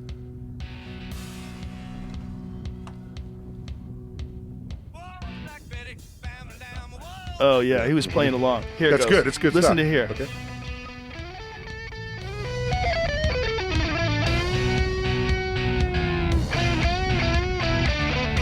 Have you done Lex's podcast? No. You would love him. Oh, yeah? He's an AI researcher from MIT originally, and now he's mostly doing independent work and doing his own podcast. And brilliant guy. You would love him. Mm-hmm. And he's got an amazing podcast too. Okay, so here it's going to be in this section. I don't think you're interested in Lex's podcast. Seems like he's not paying attention. What do you mean? Oh, hang on. I got this. Lex, No, thank you for the tip. I'm trying to get him on, buddy. I'm trying to get him in. Lex actually Okay. is one of the most brilliant people I know. I think you would love talking to him. An interesting quote here from Walter Bagehot. One of the greatest pains to human nature is the pain of a new idea. Really? That guy's an idiot. That's not the greatest pain. Someone needs to kick him in the nuts. That's a It's lot. human pain nature. of loss, the pain of failure. There's a lot more pains. Actually, no, new there's ideas the are longer amazing. quote I have here, just in all fairness to the fellow, is, "It is, as common people say, so upsetting, it makes you think that, after all, your favorite notions may be wrong, your firmest beliefs ill-founded. Naturally, therefore, common men hate a new idea and are disposed more or less to ill-treat the original man who brings it." Oh boy! Now we're in the common man Okay. thing. All right. I don't That's 19th century. I like that even less. All right. Here's a headline. Ready? Mm-hmm. And it's why our brain is not statistically prepared. A headline. Okay. Tesla says autopilot makes its car safer. Crash victims say it kills. Both of those are true. Yeah. But less. It's sort Yes. of like introducing mountain lions into areas to kill deer. Correct. Yeah. Both of those are true. And if you keep at it, yes, autopilot will kill, AI self-driving will kill people, but that number will drop every single year. And you know why? Because every way that someone dies, no other person will die that way again. Yes. Because they'll upload all the software, and that does not happen. Yeah. And this is what the airline industry did. The FAA investigates every single crash. You know why you can't take lithium ions onto a plane? Because there was a UPS plane that had lithium ion batteries in the cargo, and it caught fire. And there's the audio of the pilots talking to each other and to the thing while the plane is on fire just before the thing crashes. Do you remember when they used to make you take the batteries out of Samsung phones when you got on planes? I never used a Samsung phone. Samsung phones had an issue. One Okay. of their Galaxy Notes. Oh, yeah, I remember. They would I remember. burst into flames I because remember. they juiced up the battery capacity. I remember it. Yeah. Yeah, and they went a little too far. Went a little crazy. So all I was saying is that They fixed that now. part of the diversity of who and what we are is who you love. Yeah. What you want to look like. You know, this resistance to the gender spectrum concerns me because it's a force of restriction on people's freedom. And somewhere I read that America is like pursuit of happiness. I read that somewhere, in some document, right? And so if someone wants to dress in whatever way they want, and if it doesn't conform with your binarity, you're going to create a law to prevent them from doing it? What is that? Are we any longer in a free country? If you have that power over me to express my happiness. And another thing we're not good at, and I got to go like soon. How long have we been talking here, dude? Couple hours. Damn. Dude. Come on, this is fun. But I love you, man. I love you too. I love you, man. I love you. Love you too, man. People don't know we were outside wrestling a few moves. I used to wrestle. You know, I know you used to I was wrestle. like captain of my high school You started team. to have a little flashback. No! It was the third period. I was down 4 points. Uh-oh. And yeah. The buzzer. So, what was I saying? We're talking about diversity. Oh, yeah. We're talking about Yeah. So This is here's the something. concern. Another thing we're bad at. We're bad at recognizing a spectrum of things when we confront it. Our urge is to categorize it. That urge is so great. We categorize things that are fundamentally not categorizable. For example, hurricane strengths. Hurricane strength is a continuum of miles per hour of wind speed. But we cut it into 5 categories. And you know what happens? That affects us. right. So a Hurricane Irma goes from low category 3 to high category 3. It's just category 3, Irma. It goes up 1 mile an hour. It's breaking news. Hurricane Irma strengthened to category 4 just this past hour, and everybody crowds around the TV set. So our brain doesn't allow a continuum. We can't. And so what happens? Are you a boy or are you a girl? You have to be one of. Maybe there's a continuum. Okay. Oh, you want to talk X chromosome, Y chromosome? We can do that. Fine. All right. So biogenetically, I can say that there's a boy and a girl or some variant on that, which is in the rare case where you have doubled up on the Intersex. chromosomes. Yeah, intersex. Sure, we can have that conversation, but that's not visible to me in what you do when you wake up in the morning. I don't see your chromosomes. You know what I do? I see what you do to make yourself look like a boy. You go to the gym. You'd have wimp muscles if you didn't work out. Okay? That's what you do because you're a boy. You wear boy clothes so that everyone knows you're a boy. If it was that obvious you were a boy, you wouldn't have to do all of that. So much of what we do to split us into this binarity is artificially added on top of the chromosomes. So, like I said, if you're a wimpy guy you go wear man's clothes and you go to the gym because you want to look like a boy. If you're a girl, you're a woman, and you have hair on your lip, can't have a mustache, you're a girl. Got hair between your eyebrows, can't have that, got to remove that, okay? Your breasts are not large enough, get them enlarged. As what happens to, what is the number? 300,000 breast augmentations a year in the United States, okay? These are huge numbers to make us look more to fit into this binarity. And suppose I don't buy into that binarity. I say, I like the spectrum. Someday I feel a little feminine. Sometimes I feel I'm not going to wear clothes that way. You're going to come after me and say, I don't like that. I'm going to pass a law.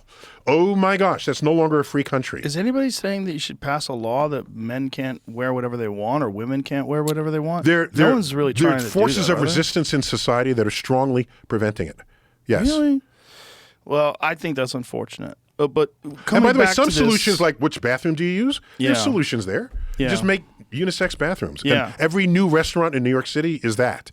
So that takes an entire category of people's worries and concerns off the table. When we're talking about genetic engineering, By the way, that's in the chapter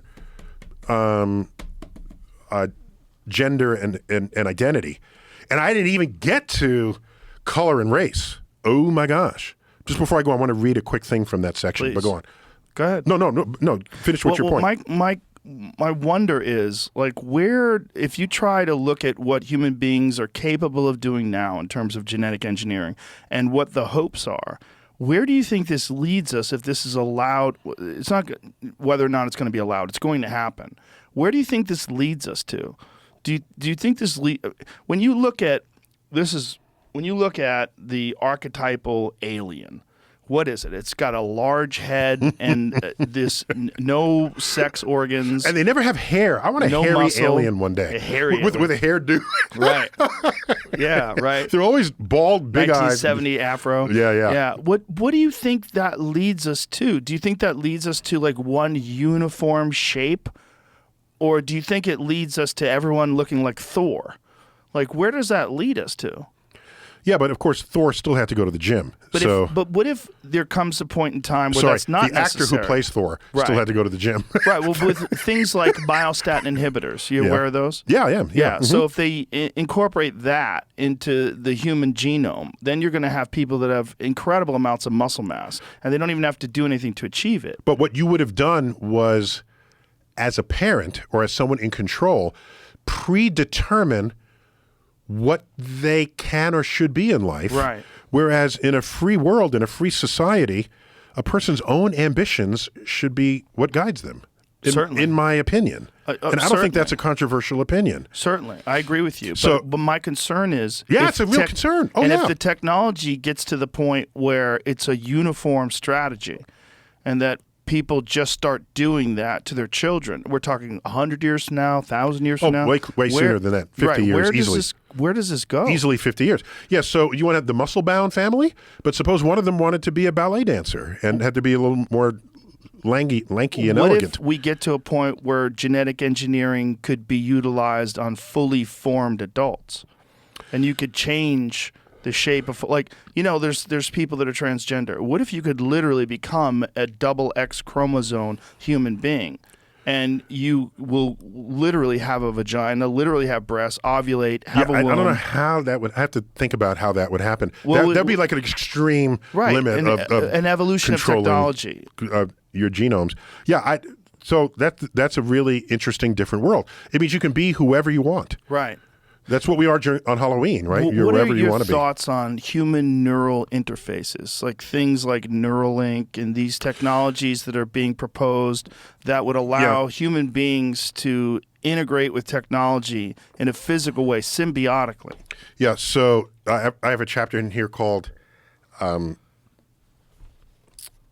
Exploration and Discovery, where we talk about the rapid pace of technology and its impact on civilization, which is extraordinary. But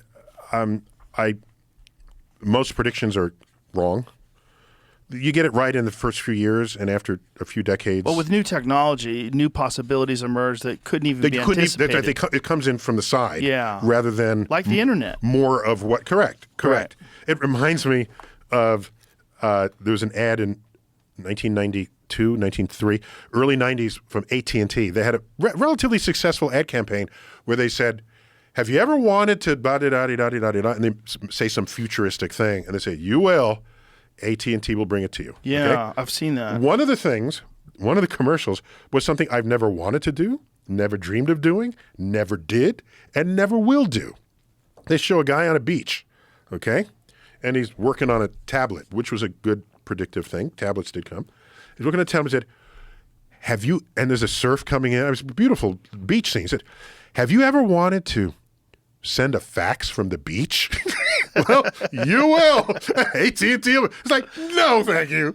No one has ever in the history of the universe wanted to do that. But why wouldn't they if that was all that existed? I'm just saying. Well, now it's email. It's the same thing. No, it's email attachment. Correct. Sure. But no, you don't see that coming if you're extolling the virtues of faxes. Right. That's like in Back to the Future Part 2, a film made in 1989. We're riding high on faxes, 89 to the early 90s. Do you know what year that took place? Was supposed to take place? Back to the Future 2. It's like modern. Yeah, like, 2015. Yeah. Okay. So Marty pisses off his boss and he gets fired. Yeah. All right. So the boss communicates this via fax to his residents. Okay. Except this is the residents of the future. He has 3 fax machines in his home. So you see them, they come out on 3 different fax machines. And no matter what room he was in, he would see it. Because that's the home of the future. Yeah. Because a modern home in 1989 with 1 fax machine, many homes had no fax machines. So this is how we're linear thinking people. Here's Marty. You're fired. There. 3 different 4 fax machines. That's the future. There it is. That's what they thought. Isn't that funny? Oh, no. The future. Wow. And so I talk about here how we also have linear brains, which prevents us from seeing exponential change. Yes. And the best example of this is algae on a pond. Okay? So algae, as it grows and it floats on the pond, you see like 1 square foot of it. And you learn, someone tells you the algae is doubling every day. And you have this huge pond, and you're told this, okay? You go away for a month and come back, the pond is half covered with algae. They say, oh my gosh, I was away for a month and this happened. When will it be completely covered? So what's the answer? It took a month to get halfway. So how much more time? A week? No, a day. What did I say? Doubles. It doubles every day. Yes. That's how I started this conversation. Yes. See, the linear brain overrides even the stated facts. And you know how they deal with that? They introduce carp. Oh, good. I didn't know that. And carp eat all the algae. I didn't know that. Yeah, Very but good. then the problem is they eat all the vegetation, and you get like Lake Austin. Oh, where there's yeah, it's almost just no it's a vegetation, dead and all the lake. bass have no place to hide. Yeah, interesting. Yeah, Lake Austin looks like the bottom of a swimming pool now. Interesting. Yeah, it's a mistake. Nothing there, too. Whoops. Yeah, you think you know all the causes and effects of things, and then you don't. Well, when I was on the Big Island, when I found out about mongooses. Big Island, Hawaii, yeah. Yeah, when I was there for the Can we Keck call them Observatory. mongoose? Is that allowed? They're so adorable. We saw one at the resort, a mongoose, a cute little fella. Wait, but Hawaii has no snakes. So what did the mongoose eat? Unfortunately, they brought him in for rats, and they went after ground nesting birds, and so they've devastated local wildlife. There it is. Yeah, so When you're these- an island in the middle of the Pacific, that stuff is pretty tightly configured. Those little fellas are so cute. Oh, Yeah. okay. The mongooses found in Hawaii are native to India. Were introduced to Hawaiian Islands in 1883 by the sugar industry to control rats in sugarcane fields. Any species in Hawaii is going to be invasive because they're like.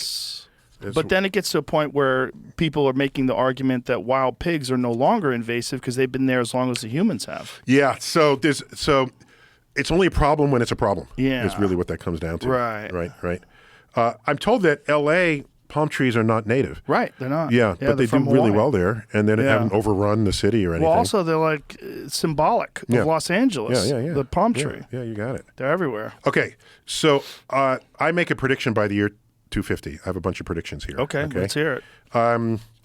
And this is so that in 2050 you can say, Tyson, you had your head up your ass. Okay, I have no hesitation because I go through a whole set of predictions that all didn't come out right. People predicting 30 years ahead, and so I just want to join the susceptibility. Okay, parade maybe you'll here. nail a few. Neuroscience and our understanding of the human mind will become so advanced that mental illness will be cured, leaving psychologists and psychiatrists without jobs. In a shift that echoes the rapid conversion from horses to automobiles in the early 20th century, self-driving electric vehicles will fully replace all cars and trucks on the road. If you want to be nostalgic with your fancy combustion engine sports car, you can drive on specially designed tracks, akin to horse riding stables of today. Very nostalgic. The human space program will fully transition to a space industry supported not by tax dollars, but by tourism and anything else people dream of doing in space. We develop a perfect antiviral serum and cure cancer. Medicines will tailor to your own DNA, leaving no adverse side effects. And this is in response to your earlier question, we will resist the urge to merge the circuitry of computers with the circuitry of our brains. Have you ever seen I'm the happy enough to statistics? just dig it up here. No, I Yeah. don't need to surgically implant this. I'm seconds away from all the knowledge of the world that I could possibly want. I don't have to surgically implant it. I don't have that urge. I'm sorry. Right, but if they do increase the capacity for human knowledge and your access to information substantially to the point where someone with the neural interface has an enormous advantage Well, they'll do it over faster, anybody who perhaps, doesn't. but I don't- But not just faster, but change the That way you remains to be seen. interface with information. That remains to be seen. But And of that's- course, our guy says that, Yeah, Mr. Elon. Singularity. No. Oh, Ray Kurzweil? Ray Kurzweil, right. Yeah. Right. He's a big fan of that. He has a new book where it's the singularity is nearer. His first book was The Singularity Was Near. What a prediction. We will learn how to regrow lost limbs and failing organs, bringing us up to the level of other regenerating animals on Earth, like salamanders, starfish, and lobsters. Instead of becoming our overlord and enslaving us all, artificial intelligence will be just another helpful feature of the tech infrastructures that serve our daily lives. Those are my predictions to be found wrong. Do you have in any 30 fears years. of artificial No. general intelligence? No. Not at all? I don't think that's where it's going to head. You don't think Neither it- does Kurzweil, by the way. Do you I believe think we'll put intelligence in things that need to do things. Get the perfect cup of coffee. Put it in your car so it drives and doesn't get into an accident. Put it in things. To have the one thing that does it all, I would love to hear you talk to Elon about this because he has a deep fear of it. Yeah, I'm anomalous there, so don't listen to me. Listen to others. You're anomalous in the fact that you're not concerned? Yes. Yeah? If you go to AI experts, most of them are concerned that it poses an existential threat. I think it'll just be more stuff that'll help us out. But what about when it's used in military applications?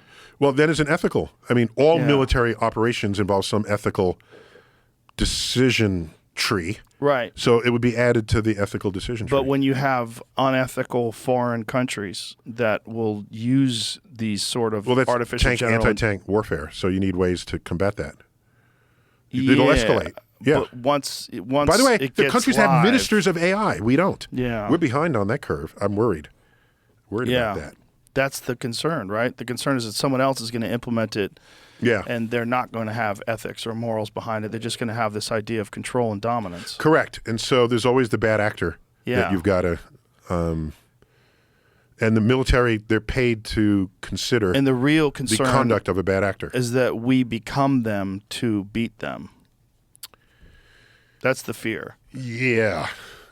It's like Except when, we're not autocratic, or we don't think we are. So we would have to get an entire Congress, an entire electorate to vote that way. yeah.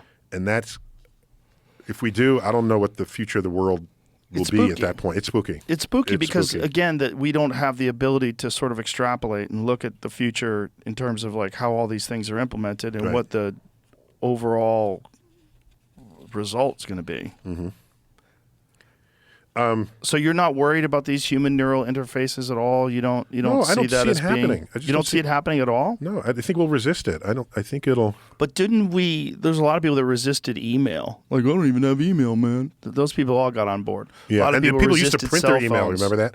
And they print it and then read the printed email. Remember that? Yeah. But a lot of people resisted this idea of cell phones, but now they're everywhere. No, of course, no. The only resistance I'm referring about is the machine biology interface. Right. That's what we're going to resist. We're not going to resist the continuing advance of But the if it technology. creates a superior human being, It already has. It beats us at chess, at Yeah. Go, at any intellectual task we give it. but It's I already mean, superior. If it's a symbiotic thing, if it becomes integrated with the human biology, I think we'll resist that. That's all. It's a prediction that I think we you can. will. Oh, I'm gonna hop on board right away.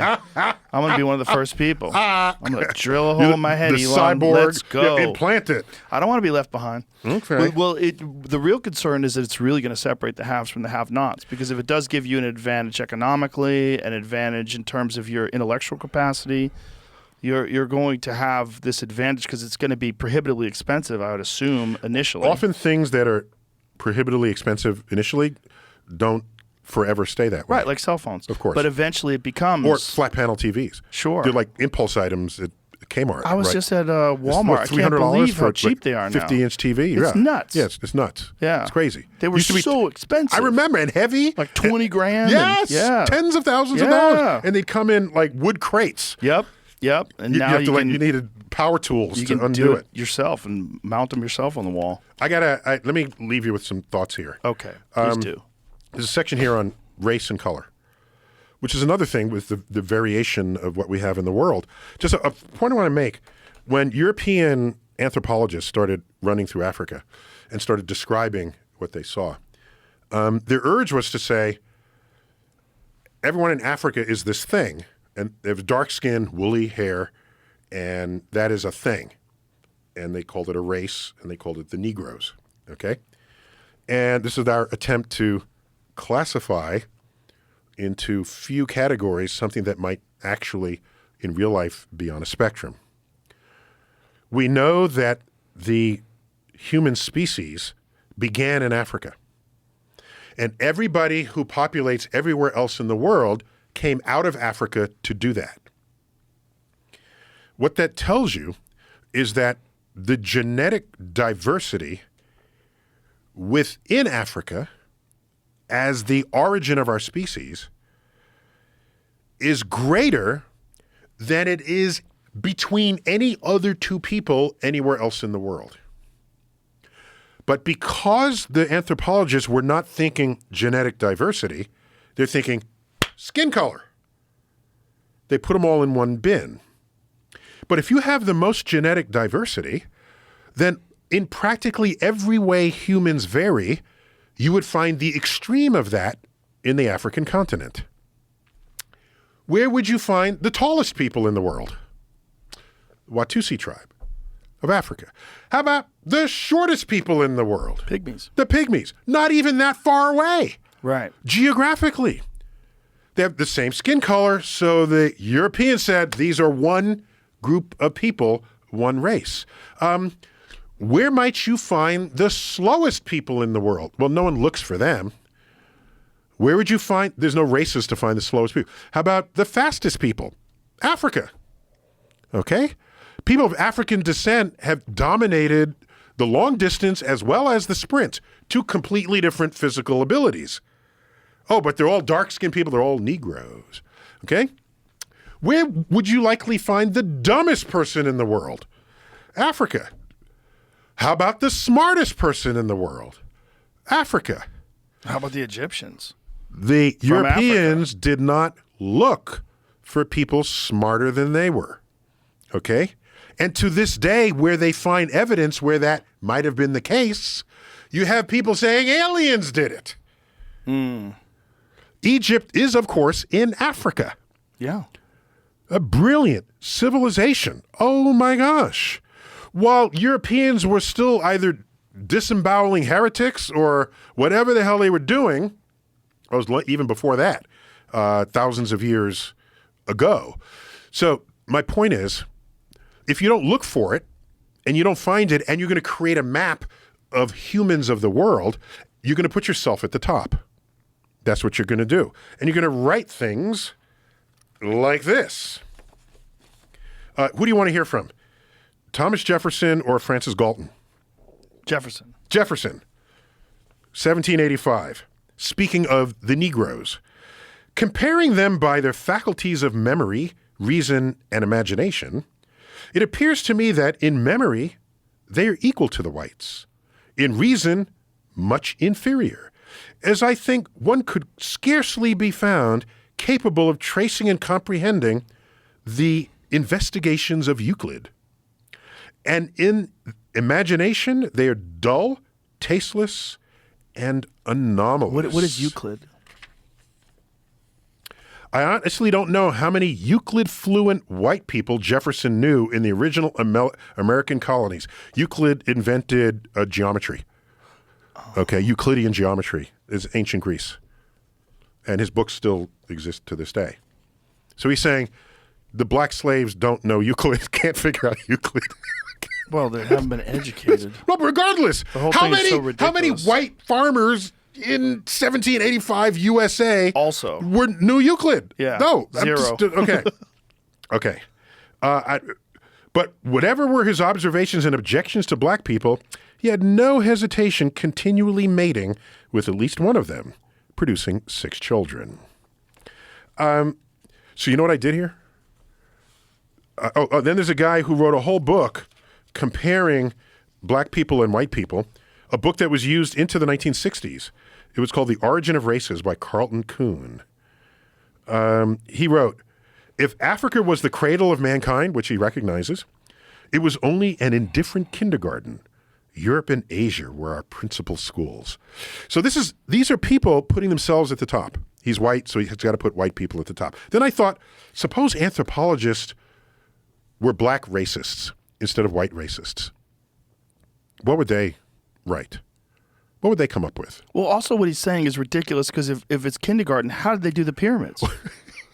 It's the most complex structures ever known to man. Hold on. So But we can't reproduce today. All of it's ridiculous. My only point is, when you have that mindset and you have to put yourself at the top, and all people with dark skin are one entity, you're not looking for people smarter than you. You're not. There's other evidence here. Do you realize that the people who get the highest scores on standardized tests in England are people, immigrants from the Igbo tribe in Nigeria? And their kids outscore all the quote native white people in the town. If you're not looking for them, you're not finding them. It just doesn't. It's a thing. It's all here in this chapter, and all I'm doing is bringing science to it. That's all I'm doing here. And where is it here? Okay, so a black. Yeah. Here it goes. Then I got to go. I can't keep staying here, dude. It's okay. You can come back. There's a lot of little stickies on that book. I'm sure you have many other things to talk about. What is the book, by the way? Oh, Starry Messenger. Is it available now? Cosmic Perspectives. Is it out on currently? Civilization. Came out 8 weeks ago. Please tell me you did the audio version of it. I did. Thank you. I did. I hate when people have other people do the audio Oh, version. yeah. Yeah. I did the audio version. I'm glad. Oh, yeah. Of course, you'd have to. I could not do the How? audio version Yeah. of this. Some fucking actor. I talk about the pyramids here. Even Elon Musk, by the way, tweeted pyramids. Aliens built the pyramids, obviously. That's Elon said that? said that. Well, I think yeah. he was joking around. Well, possibly, but he said it, and it's in a. You know, Elon likes to joke around about shit. Here's one. On May 1st, 2021, a talented chess player reached the title of National Master for having achieved a U.S. Chess Federation rating above 2,200, landing among the top 4% of 350,000 rated players in the world. A rating achieved that was 500 points higher than that of his chess coach, just a few years after learning how to play the game. That prodigy is a 10-year-old boy named Tani Talua Adewumi, the son of Nigerian refugees to the USA in 2017. His family spent a brief time living in homeless shelters in New York City before his parents established stable employment and permanent residence. I played a brief chess game against the little fellow in March 2021 on Grandmaster Maurice Ashley's Twitch platform. a live streaming social media interface. The game was indeed brief. Yeah, he wiped the floor with me. Speaking of Nigerians, immigrants to the U.S. Speaking of Nigerians, immigrants to the U.S. enjoy an 8% higher household income than the national average. Nigerian immigrants to the United States. Yeah. And ethnic Nigerian children in the United Kingdom, especially those from the Igbo tribe, consistently attain higher test scores on average than their white UK counterparts. What is it about Nigeria? Because so Occasions many brilliant to pause people come and from wonder Nigeria. what depths of intellect. These are occasions to pause. What depths of intellectual capital in math, science, and engineering, or any field, lay hidden deep within the African continent or anywhere else on Earth, lost for now or lost forever, for want of an opportunity to flourish.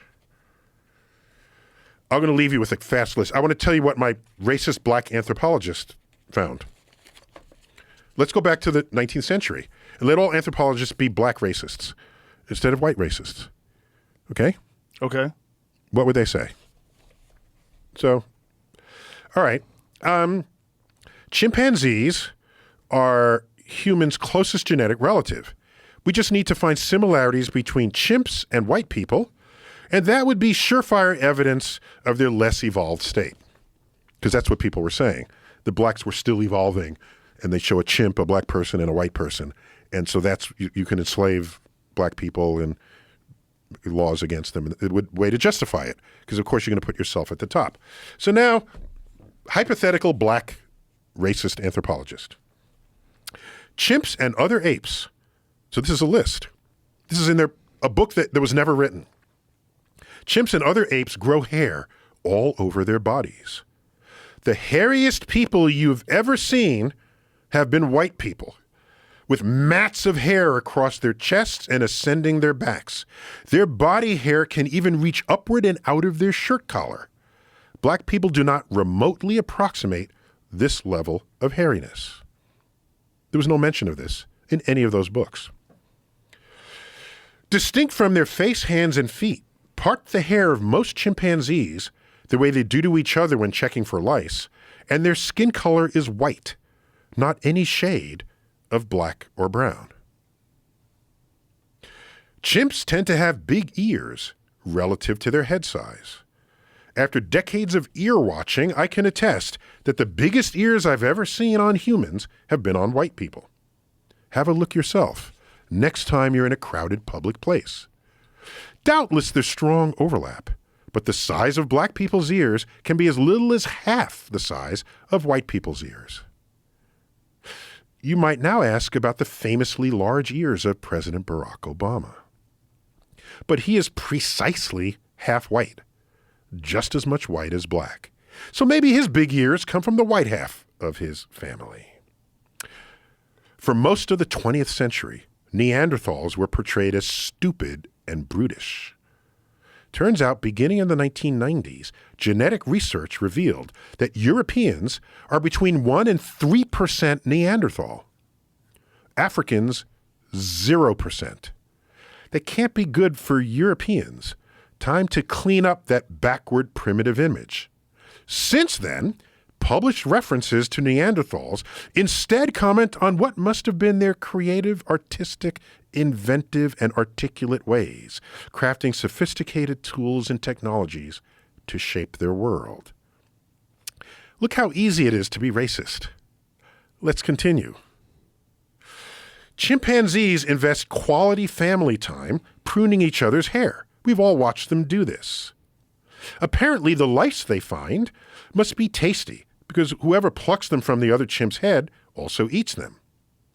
Ever hear of a lice outbreak among black children? Probably not. White children are 30 times more susceptible to lice infestation than our black children.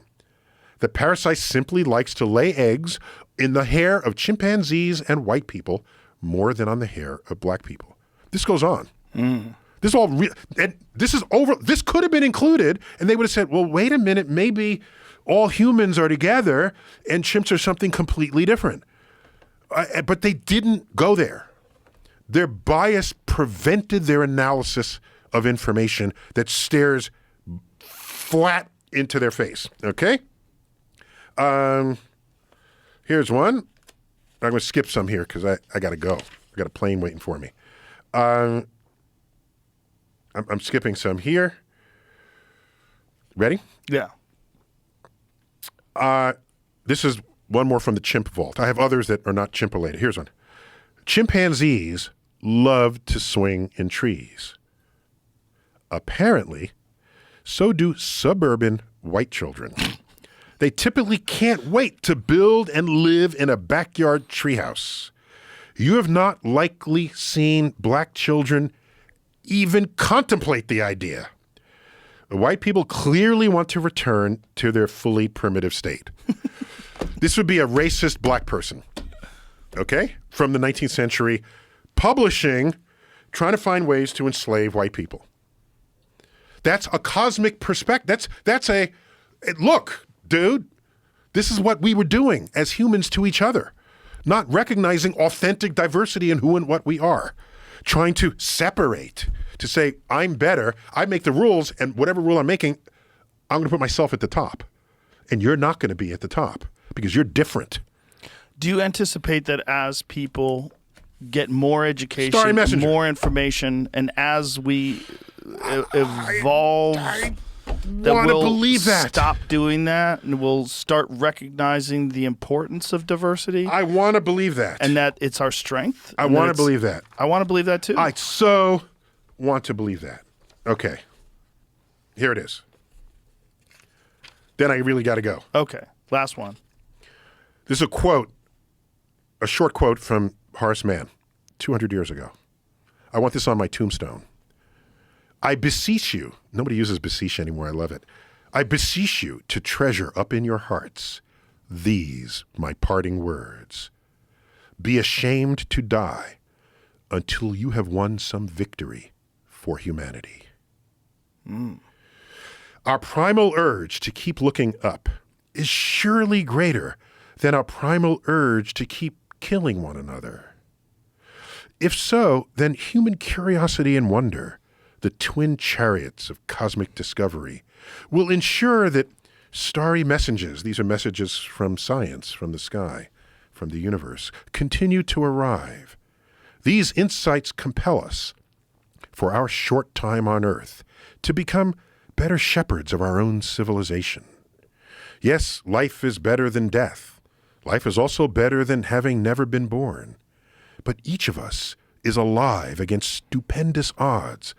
We won the lottery only once. We get to invoke our faculties of reason to figure out how the world works.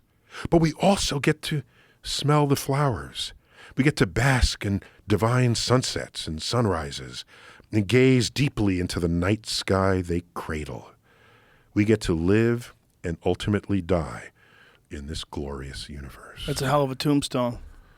Dude, I got to run. Thank you, sir. And one day I'll come back and just chill. We'll lift weights together. Okay. Wrestle a few rounds. Let's do it. You know. Thank you very much. Love it Appreciate here. you. Thanks for having me. Thank you. All right. Bye, everybody.